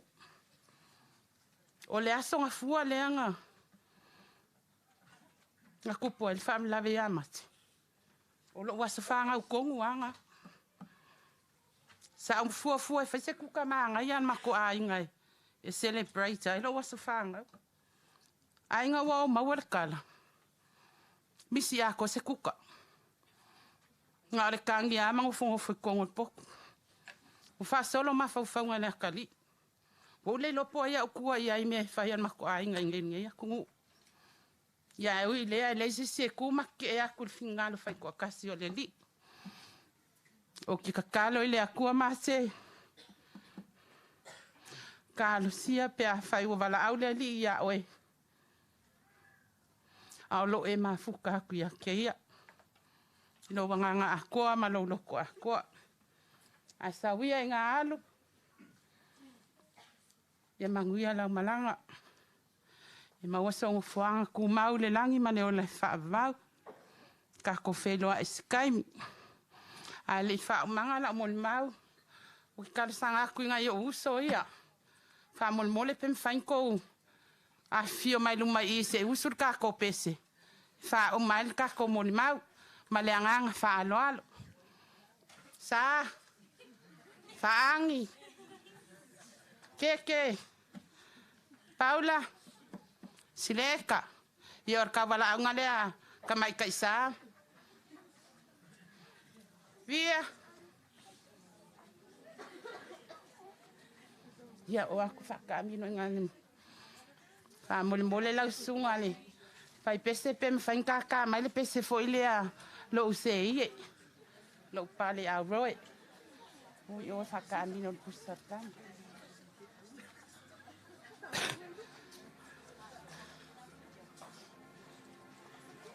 Ea, ke le fia kuma i ka kopes.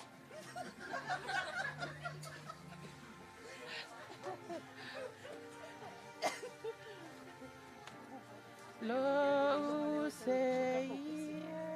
Kuat pese nga.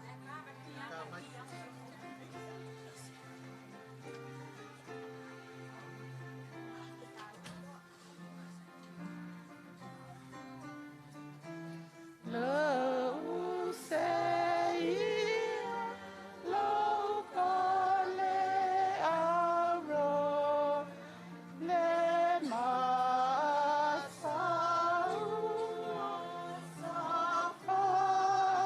sapalino ole upu asonu ilo lotsoi ole womoni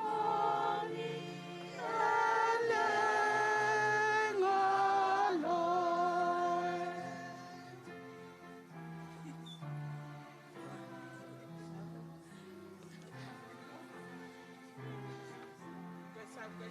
Sofia fia. Lo sei lo pale auro le masau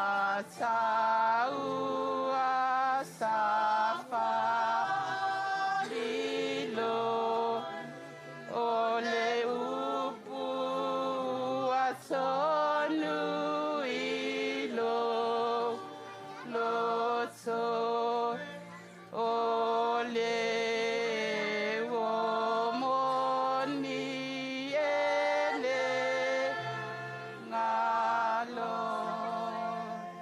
Maniela malanga mate. Papsai mo le avanoa soa fo Yesu. Amene. Ja.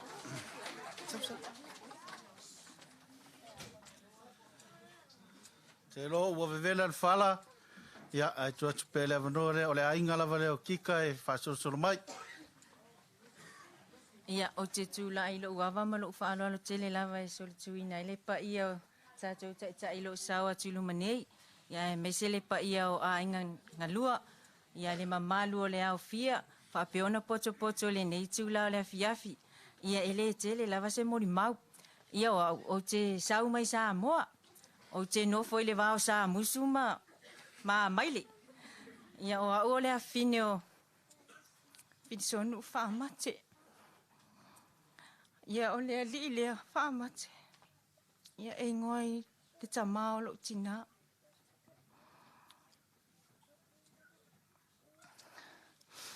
o se ali e whaangalunga tā ia tea. E nofo i nei ni usila.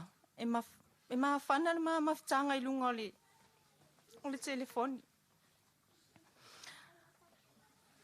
I le lewa le pō. Ia e o nā loa, lo kakangi lau ke le fongi vili aku makalangoa. Whaewa ewa aku langa o ngai ke au whemai. Sis, e vai le TikTok alo kuangangi. Ea, e seki whaku. Seki.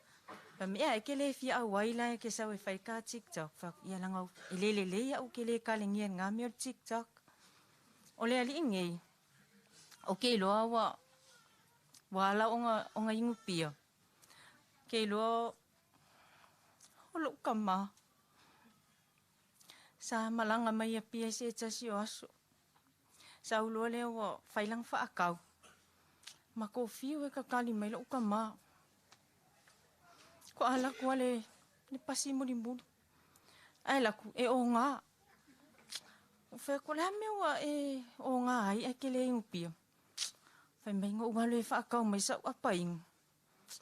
O sa wale wala kua piki male apa o sa wingu. Ai ingu aku. I leo se apa ingu e mai fōbo o ngā o le apa pia. Ia o ke iloa la o le mea lewa ingu pia i lea tali i lea po le tuangane lea. O mea sa whai na mako papa ia so ia. O ke iloa e o iana mea ai e whai. E vili aku lava whai mai maangai o mea ai e ai o whai aku. Ke masangi ai. E whai mai. Se whai kala kako papa. Nga umanga ai whai mai. Se makai ki ngā lo mangawa. E whaangalo ngaka. E whaamangaku aku lawe ia. Ia kala ni mako papa. Mate. Whawhikai kele lawa ilo wanga lei se whaangau. O ke iloa o le ngao le ula inge i le makalulu ma le ulkele. Ia o ia lawa lea sa se whaangau au la iki mai. Isa mako o aku wau ke o ke ngofua o ngai savai. Ama ko malanga kula masi o whaangau. E sawa awa kui kua. Kai mi lewa kua whai mai. Oka. Kua makalululu au lau whaangau. Whai o makalululu. Aura ke leo. Ia lea lai so oi mai tai le sa whai mai i. Ko kankanga ia ku le ulu. Ia o fōring. Ia o le so leo o whaamake. Ia o le ngao le mako ai. Ke le lava ia ngao le mako ai nga. O le ali lea. O ia le whaia ia pokalama le mako ainga. Ia mate. E whaangaronga kaha lava ia winga o nita mai titi. Se kanga kai mimika kele ai mimika ko fo ia ke au sionga kari ile ka alola kapi. Whai mai ia.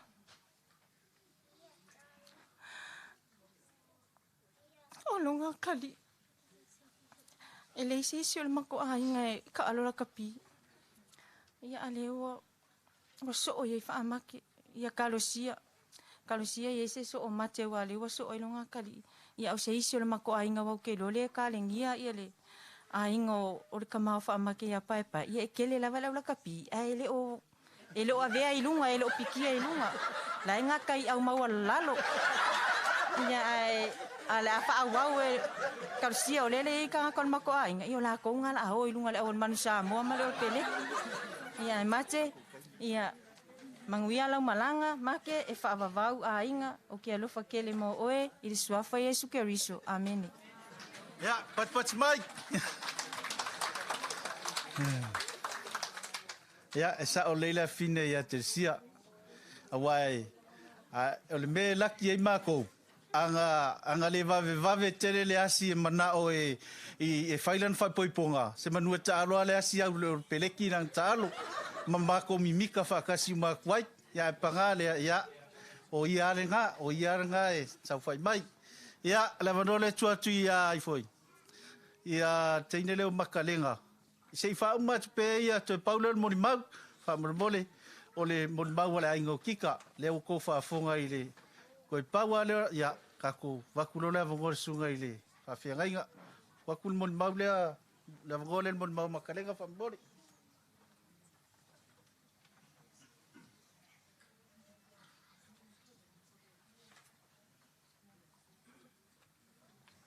Ia o te tūlai lava i lo wawa malo whaalo ala te le lava.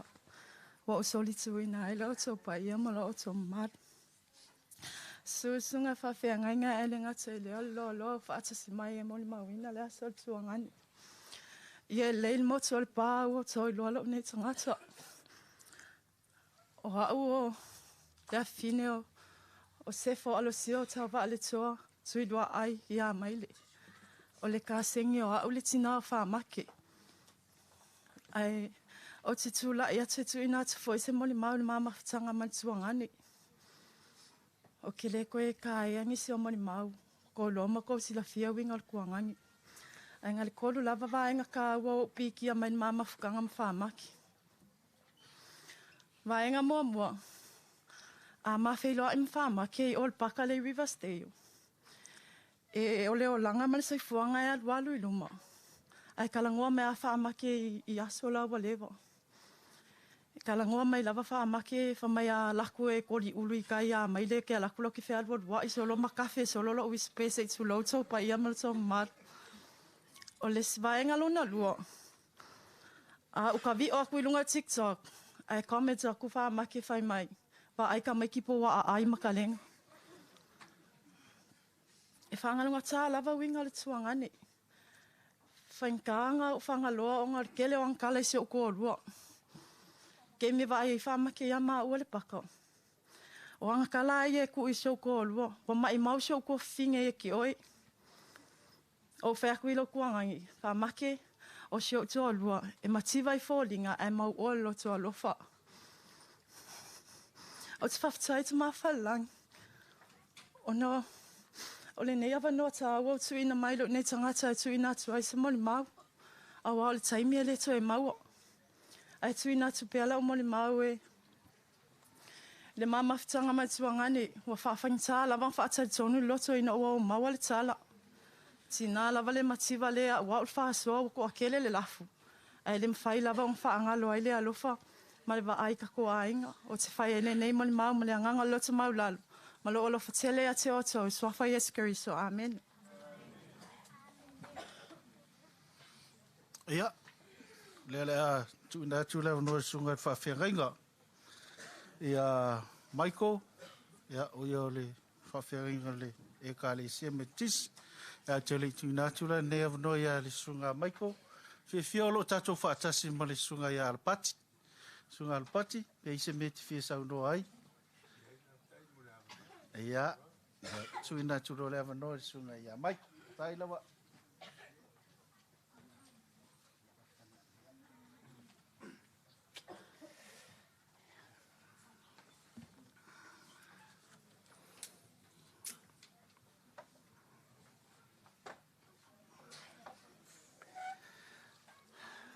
Ia, o te tue whaatalo whatu le tātou whaputopatonga le nei tū la fiafi.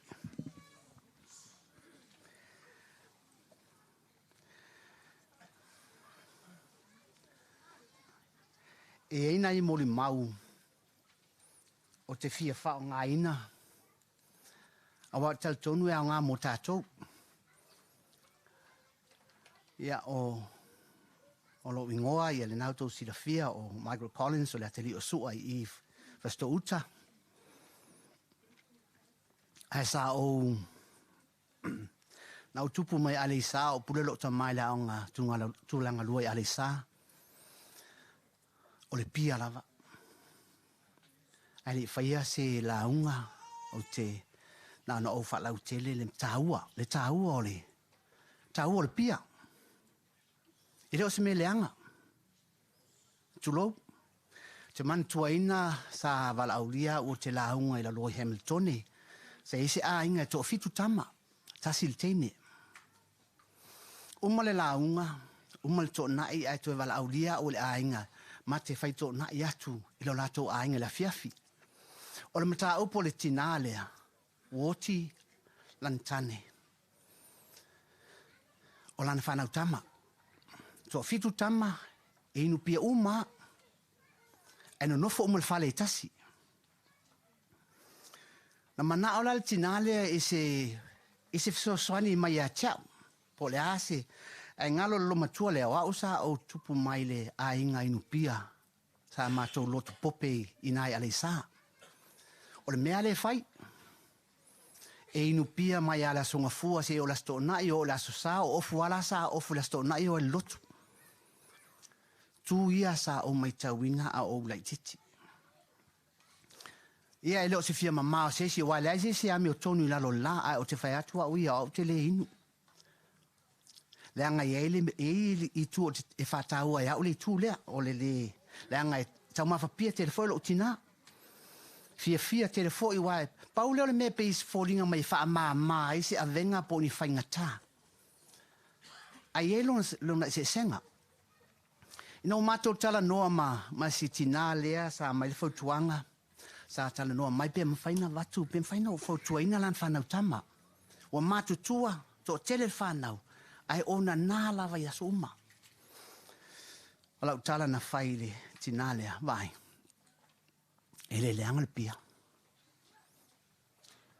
Na whaia pālangi le pia e whaa, te aile ti ngā o whi au manga luenga o le aso. O pusa aisa la au pālangi e tumu i whangu pia. E inu le whangu e tasi i tau na wha manongi e se tau mawha. Wha manongi e mea ai. Ia mau e se awa noe tala noa ai mali tōlua. Al wha fi tau le tātou te au mai a tū maanga wha Samoa. A le to tolo lava le whale. E le iloa nei pia. O le mafuanga fo lana leina tato vai le telo fa lave tele fa la fusta malo lo ala ese fa la mo ai fa la fusta fa fine la voi ese fa la mo ai ma fo le pia o le inu lava se ia pipili tu lo ele o le tau le na le pia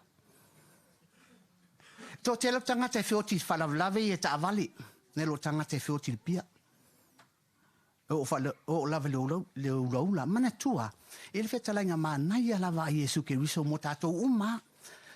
It's not what goes in your mouth that makes you bad. No. O le me sau to tonu o le mutu o le tangata. Sau me to tonu o e nai ele angai oe. Al mea duati to tonu no ele angai oe. Na se so ani nas fala o tele walanga ese mana ia. O te faaftai fo. Ele uso le ai tu sai fo ima. La ngai tal tone sa ai Paulo tanga to won fayono ai se tu lo i se umu ia ai o le tu lea mo le mo fa kale fa lu au ese le tau si fai au vo le tangata ia ai mai se ia tu ma me fa pena ai e tau ia cha lo tato no fo malama a tato mai loma fa loma tato mai New Zealand fa New Zealand tato iloa ona ola fia awa tatu te ola wha noa wai tasia me i umai tatu na alfa pui ya da fai o whainga lea e tatu inu fia awa le ima se me lea o ngāia tatu e anga o mame mo tangata ai abuse lo tangata o inaia whai nelo soifua o le launga le sofal tama le alo malangang pa ia e le umi tatu launga wao taia fuli si tatu wasu ia na se wha whana mo tatu e au na tai ala le tangata. Lea sa tu lai mai nei ala a inga e to ono widows. O le au no tangata o ewa. O mari dio la to teito lua. Tu lou lava pe wha pe te o sao pe sela o wha masino. To te loa. O le tā ua ia. It is very, very important. Le mea lena tupu nei i. Because ngā to lua i tu a inga tangata e pele a Yesu Keriso. Fa longo fa le fa fonga fa le na to lua i tu ainga e pele ya Keriso. Na le tangata mativa, ma le tangata wotilan tane. Tangata ia e le tango lima. Tangata ia e tele na so e mea. Tele na usamo solo. Pau fo ai o tangata e o ala tu talusanga lo tununga ya Yesu. Tangata, once you're empty, that's when God is there with you, for you. Wa aile fo ile fafini sarafata. Wotilan tane. Toa imalan tama. Fa mai toa sta mai po toi lava. Ma fe oti mala tama. Fa mai a Elia. Adu. Fa mumu mai sa me ai. Tolu tau sanga o fafanga il fafine ma fa ola ele atua le tama lea. Ele fioti. Ai sea, leanga o tangata, la ua, ngata le me, ngata ilo lato malosi mo lo lato lua. Na o Yesu ke riso na o le atue mawhai o na mawhana whanai. So, I suppose it's a positive for you guys, but yeah, o le whamonianga to ainga. Ai, e se tau mo tātou. A le tangata mativa, leo tātou wa vae le tō tele o tangata matitiva la au aisi le tu lou lava. Au ni o tō whapeo si me leanga. O inae mersa ailo, e fua i elo maua, fua ilo tamau ainga, a le mawhai ona e fuai, e le mawhai fuana e maua. Tātou e tele non, tele se mea e ngalo ale atua, ngalo na yuso ia whapenei so le awala. But oi ngai lui tau ai oi. Luso lea, sa o whaita wina le Ioane. Le tusi a Ioane ina ua, o maua e mareta le tala, wa watu Yesu ke riso, fa mai e mareta. Soli, tulo ia, le ngangana, fa mai, soli. Se ana e nei le otilo tuangane. Ai fa mai a Yesu. O te sau whātu o ia. Fa mai mareta. Io o te talitoni te whātuina o ia i le aso le toe tū. Ai fa mai a Yesu. Pea upo le nea fiafi. O au nei o le toe tū ma le ola. In other words, se tatou te leo sisi mea. Christ is here. The only reason tatou te le langone na Yesu ke risolana la whail tatou loto. Le tatou te tapa le ipu lea. Le ipu le tatou te whamai o le ipu ona. E whamai a Yesu lea fu e sa mo o le pese lea sa tata mai o. O le ipu lea. O le ipu ona lea. Le tenen tatou tala no ai. Tatou mafutanga le nea fiafi. O ti ngā ma mafutianga o le tangata e muli le li. Le ipu le na. E ipu le nufa mai Yesu ke rusa au ni whaero o loto. A o lo fina ngalo. O lo tala noa e lo tala noa si pia. E lo tala noa si ipu kaupo si me whapena le ai. Le tala noa i mafutanga e whawhai ngai ma le tangata e moni le tautua i le atua. E le whaingo whielo langa ke wisiano. Le anga le tele o taimi i tātou te wawai. Pei lavala upo o le poto le sa ufita wina. Fa mai le poto i le tele o te la ele anga o tātou ngaruenga i tātou te whaiane. La ele anga. A tātou wawai fo i le anga tupulanga ma le anga tupulanga e mou. E mou. E tu mau lava le lalo langi whawa. Lono winga e whaatau waa, e whaatau waa, e whaatau waa, mea lava. O le vai le poto. Mana tua o le poto le Solomona. E le se poto i luma pe i tua o Solomona, e sili atu ne lo Solomona. E le se tangata, se tupu e sili lona ta mao ainga, pe o Solomona. E fa mai Solomona, all is vanity. All is worthless. Useless, ai sea. Langa le se me fau lalo la. Now, le mea tā ua mo tātou le via fili nei. E le isi la fia Solomona e ile toitu. And that is above the sun. For my Solomona, le se mea fau, nothing is new under the sun. E tātou mai le whainga fau. Yes. O le toitu a Yesu ke riso. O inale tātou tausinio mai ai. Si la fia vo fai esto ino Solomona ia upu o e loe Solomona po la lava lo poto. Le mafutanga le nea fiafi po la lo poto, la lo tamau ainga, la lava se to inga ta lengi ate oi. E tutusa le lea lo woti tulou ma le oti o tanga tamativa.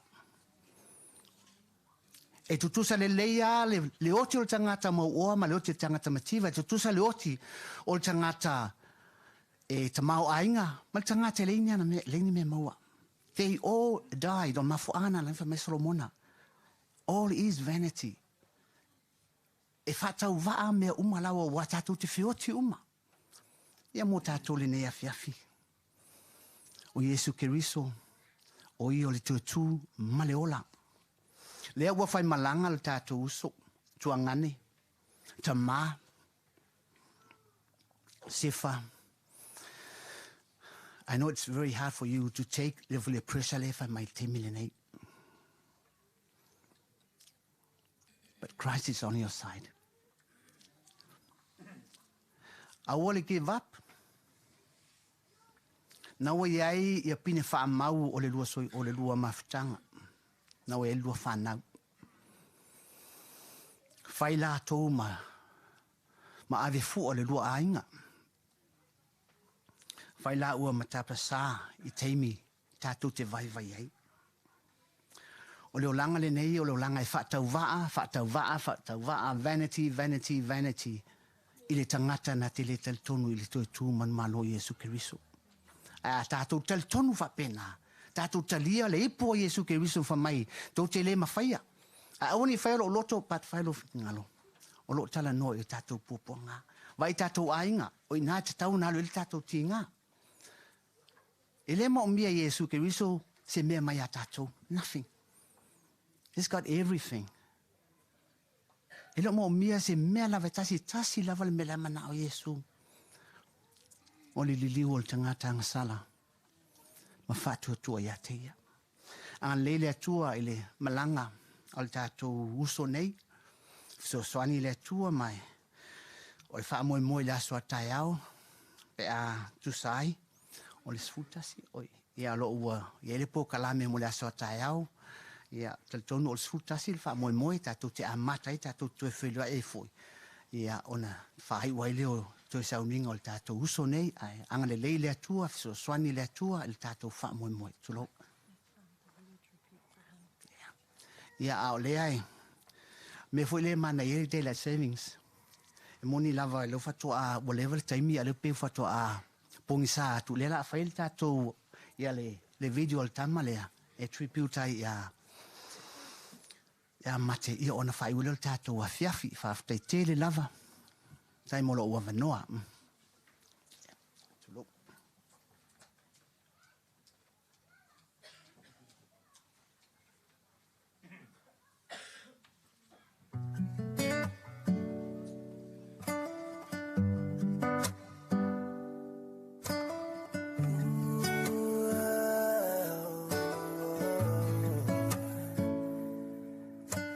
Sad that we never made love, no, we never did.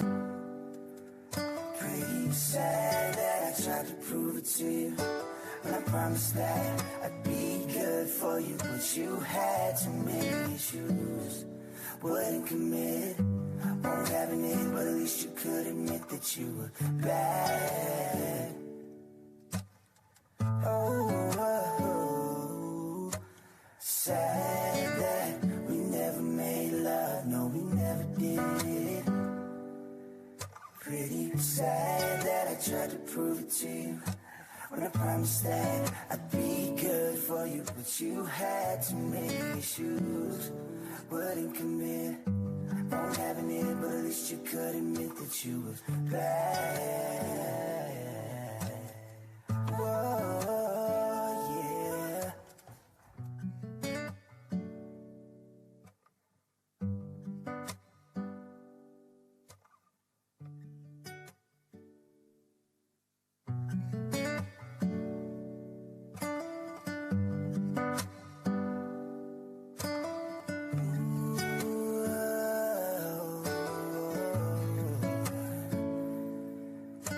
Sad that we never made love, no, we never did.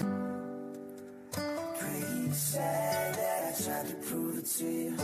When I promised that I'd be good for you, but you had too many issues.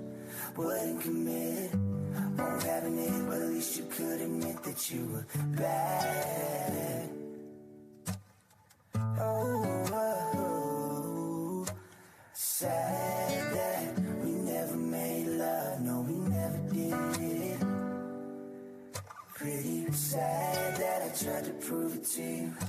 When I promised that I'd be good for you, but you had too many issues.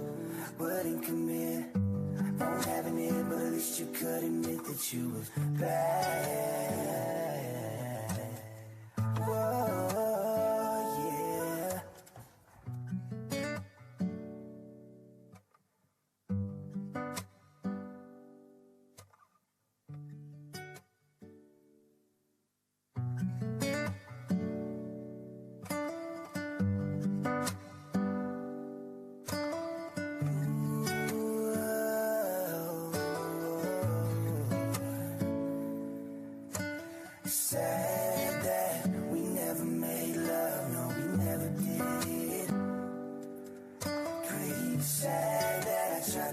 it to you, and I promise that I'd be good.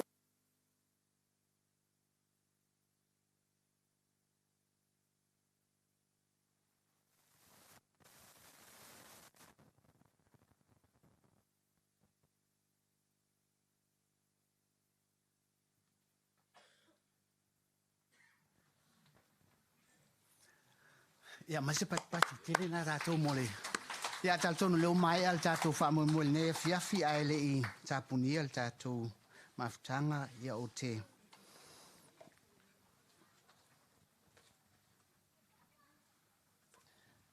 Tato pes fatasi tato laulau tutu, tato pes levi inga es fumaleiva. Sumaleiva levi inga le atua, tato te pese ai.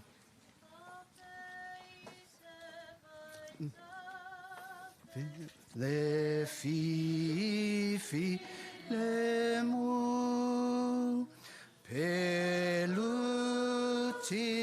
anei ile so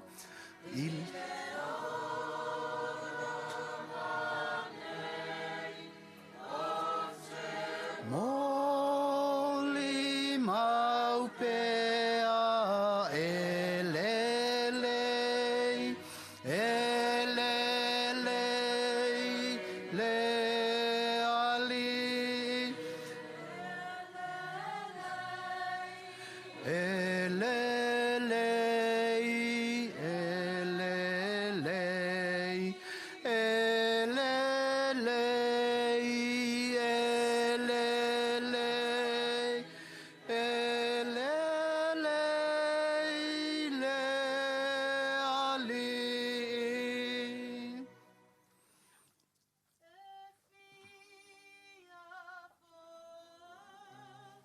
ile o langane malo na malo silele ia fai mataula ma ia vi le ali ia lo fa le nei e le lei e le lei e le lei e le lei le ali e le lei e le lei e le lei e le lei e le lei le ali tato fai tu mau matou lunga malaval manuia male file mu o ele tu te male alo male ngang pa ia mau mafuta mo matou nei le nei afiafi e o lava le fava lava amen amen faftai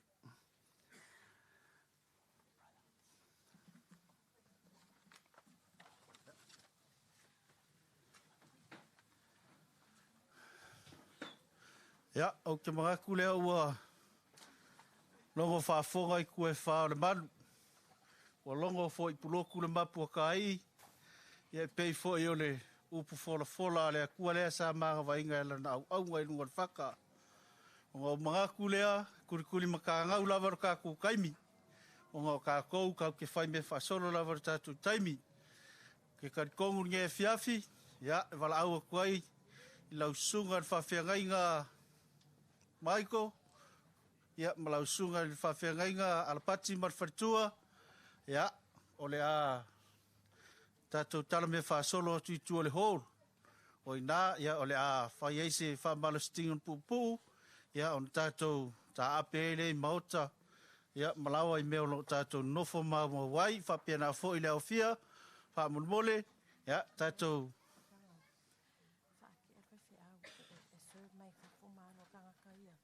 Oh. Ia o whafola mai. Ia mai. O ia, lea lau koe sui mai li kako plano ngā wa umi tatu taimi tonu i. Ia, lau sunga maiko, ia, o lea ua saunia e le paia ia inga lua. Ia, se te utusi whatau waa. Ia, tu atu ia wa au. Ia, e utu ailu saa nia fiafi, whapena fo i le sunga i pati marwhatua. Ia, le fo saunia e le paia ia inga lua. Se te utusi whatau waa, tu atu ia wa au. Ia, e utu ailu lua saa wale anga i atu ili. Mauta malawa. Whamulmole pe eisi whaife au. Ia, lau sunga ile Uncle Sifa. Ia, lau sunga Eni. Ia, ole te tusi lea, me arofa lea, paia ia ingana lua i lau sunga. Ia, e utuai lau saa.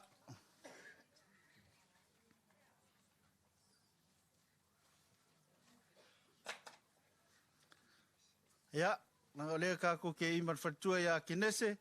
Ia, lau te tusi lea utuai lau saa. Ia, pa ia o le tātou walaulia, e maisi o le tātou nuu, ia o le a tātou whaasolo atu lava i whafu.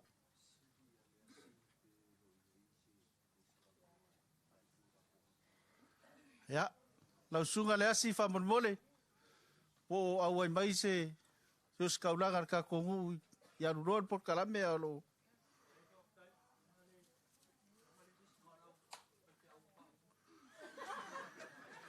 Ia lelei.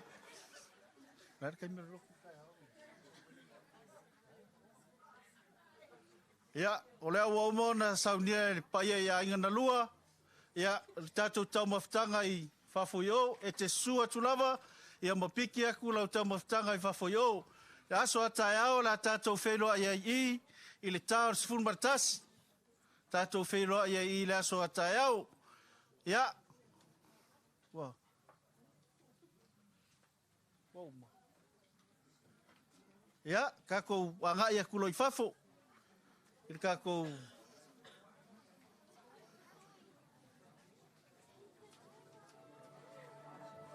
Lo mātou ta mai o le langa. Ia pa ia lo suafu.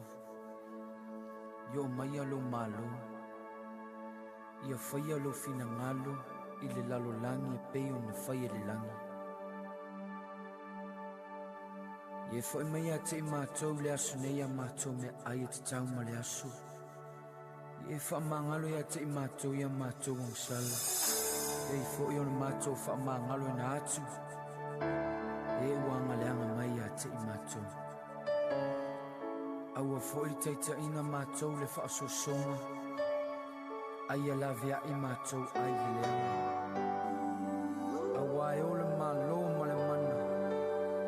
Atua ma le vi inga e whaava vaulava. Amen. Ia leo lau vi inga.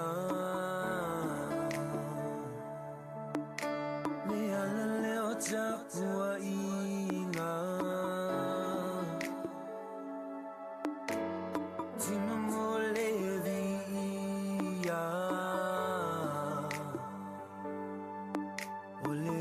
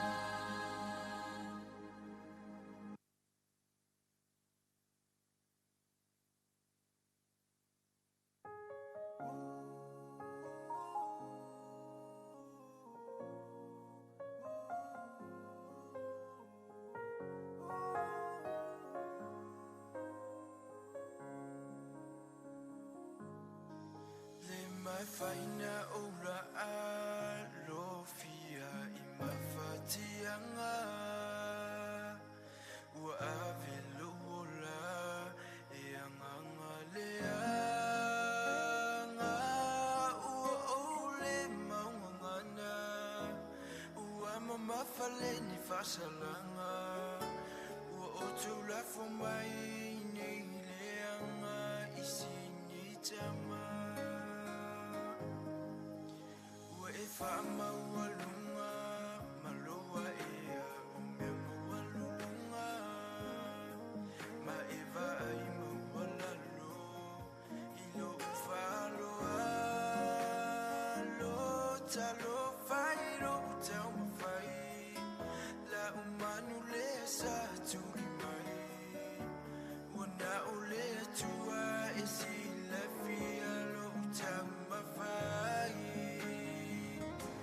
e sili le toa pulelo na loto nei lo le a e o le olo le a I si tasi e tu whaamau le nei o langa e leo le fale le me taua le anu fale e whaamumua e tawe le tua le tangata e moni lana tatua e huina tinga e tali lava I loi mata o te whaamangalo malo uloto mawalalo ua whaadi le poto whaasau sili o loto o le poto I lalo nei o le vali lunga e sili le toa pulelo na loto nei lo le a e o le olo le a I si tasi e tu whaamau mai le nei o langa e leo le fale le me taua le anu fale e whaamumua e tawe le tua le tangata e moni lana tatua O le whaasau sili o le whaamolunga pise mai o maungalunga ka ngunga fua I le kalaya ni bukane sao whenga iai Pai le mea maulunga o le mukia lava ngai o iai O le kusikusi lima o le whamasingo singo mungu malo Lava malo le mea sawai O le ongo sai ma le loko mawalalo o ke kau kingo E iai lava le aso e whae a inga Ia mang malo e pe ala for ongo sai kofu kofu mai o mai le O sia o inga sfau Wanga wai kofu lava ka kuma mawhau Whanwa ua ngi kau kau mi o kakula ngonga O le koe mangu malo e whaaso so mai le kau ma ke lava le sili le toa pulelo na loto nei lo le a e le olo le a I si tasi e tu whaamau mai le nei o langa e leo le fale le me taua le anu fale e whaamumua e tawe le tua le tangata e moni lana tatua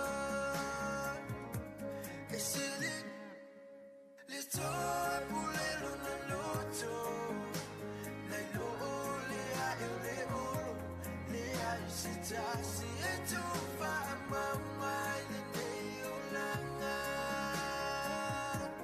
e leo le fale le me taua le anu fale e whaamumua e tawe le tua le tangata e moni lana tatua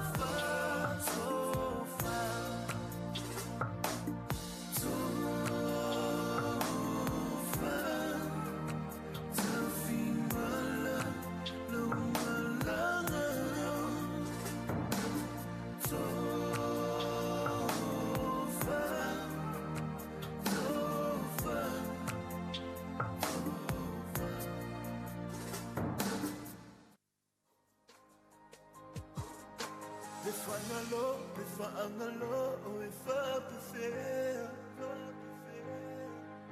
Angalo, Lingalo, Ute Umabea. Frontline Production.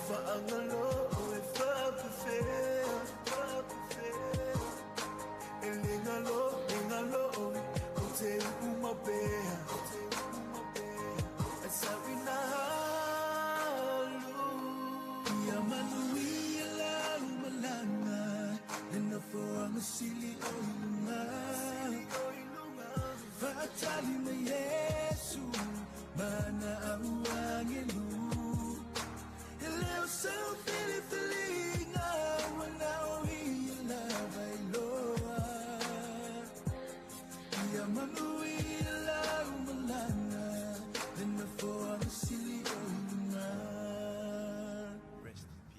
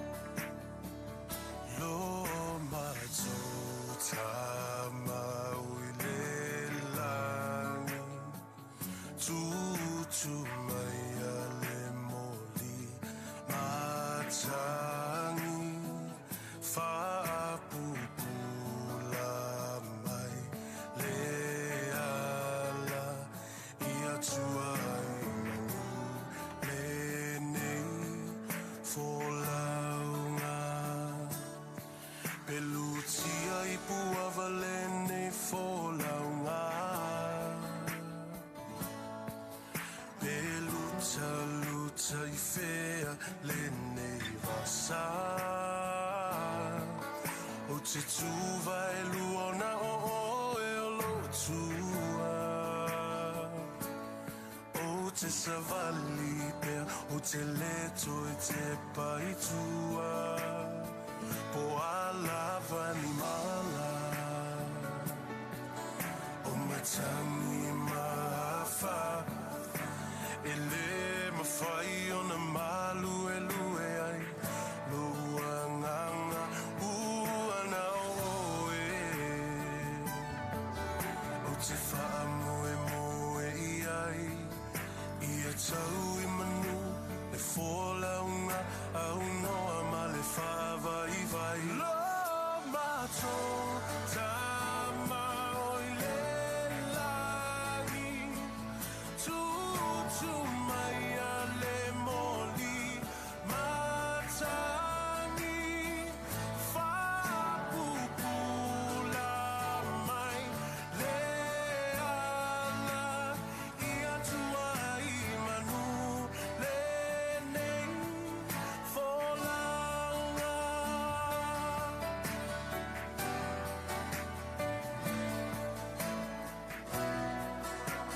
E ui lava ina pipitia ai mamau ala A o ala ua whanoa ai le maungola E whaafolinga o se mea e whaatauwa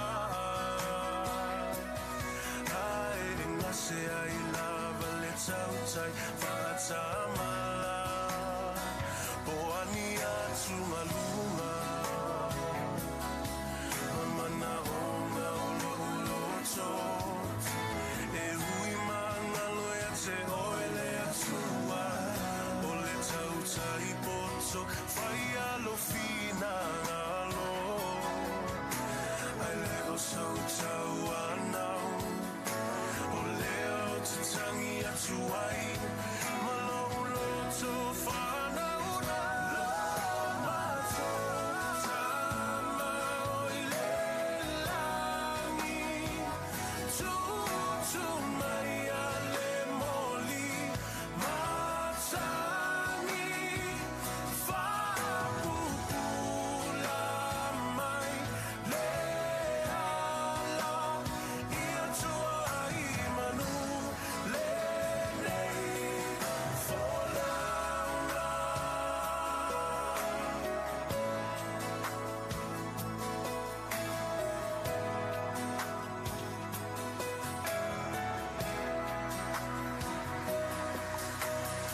Tautai o ele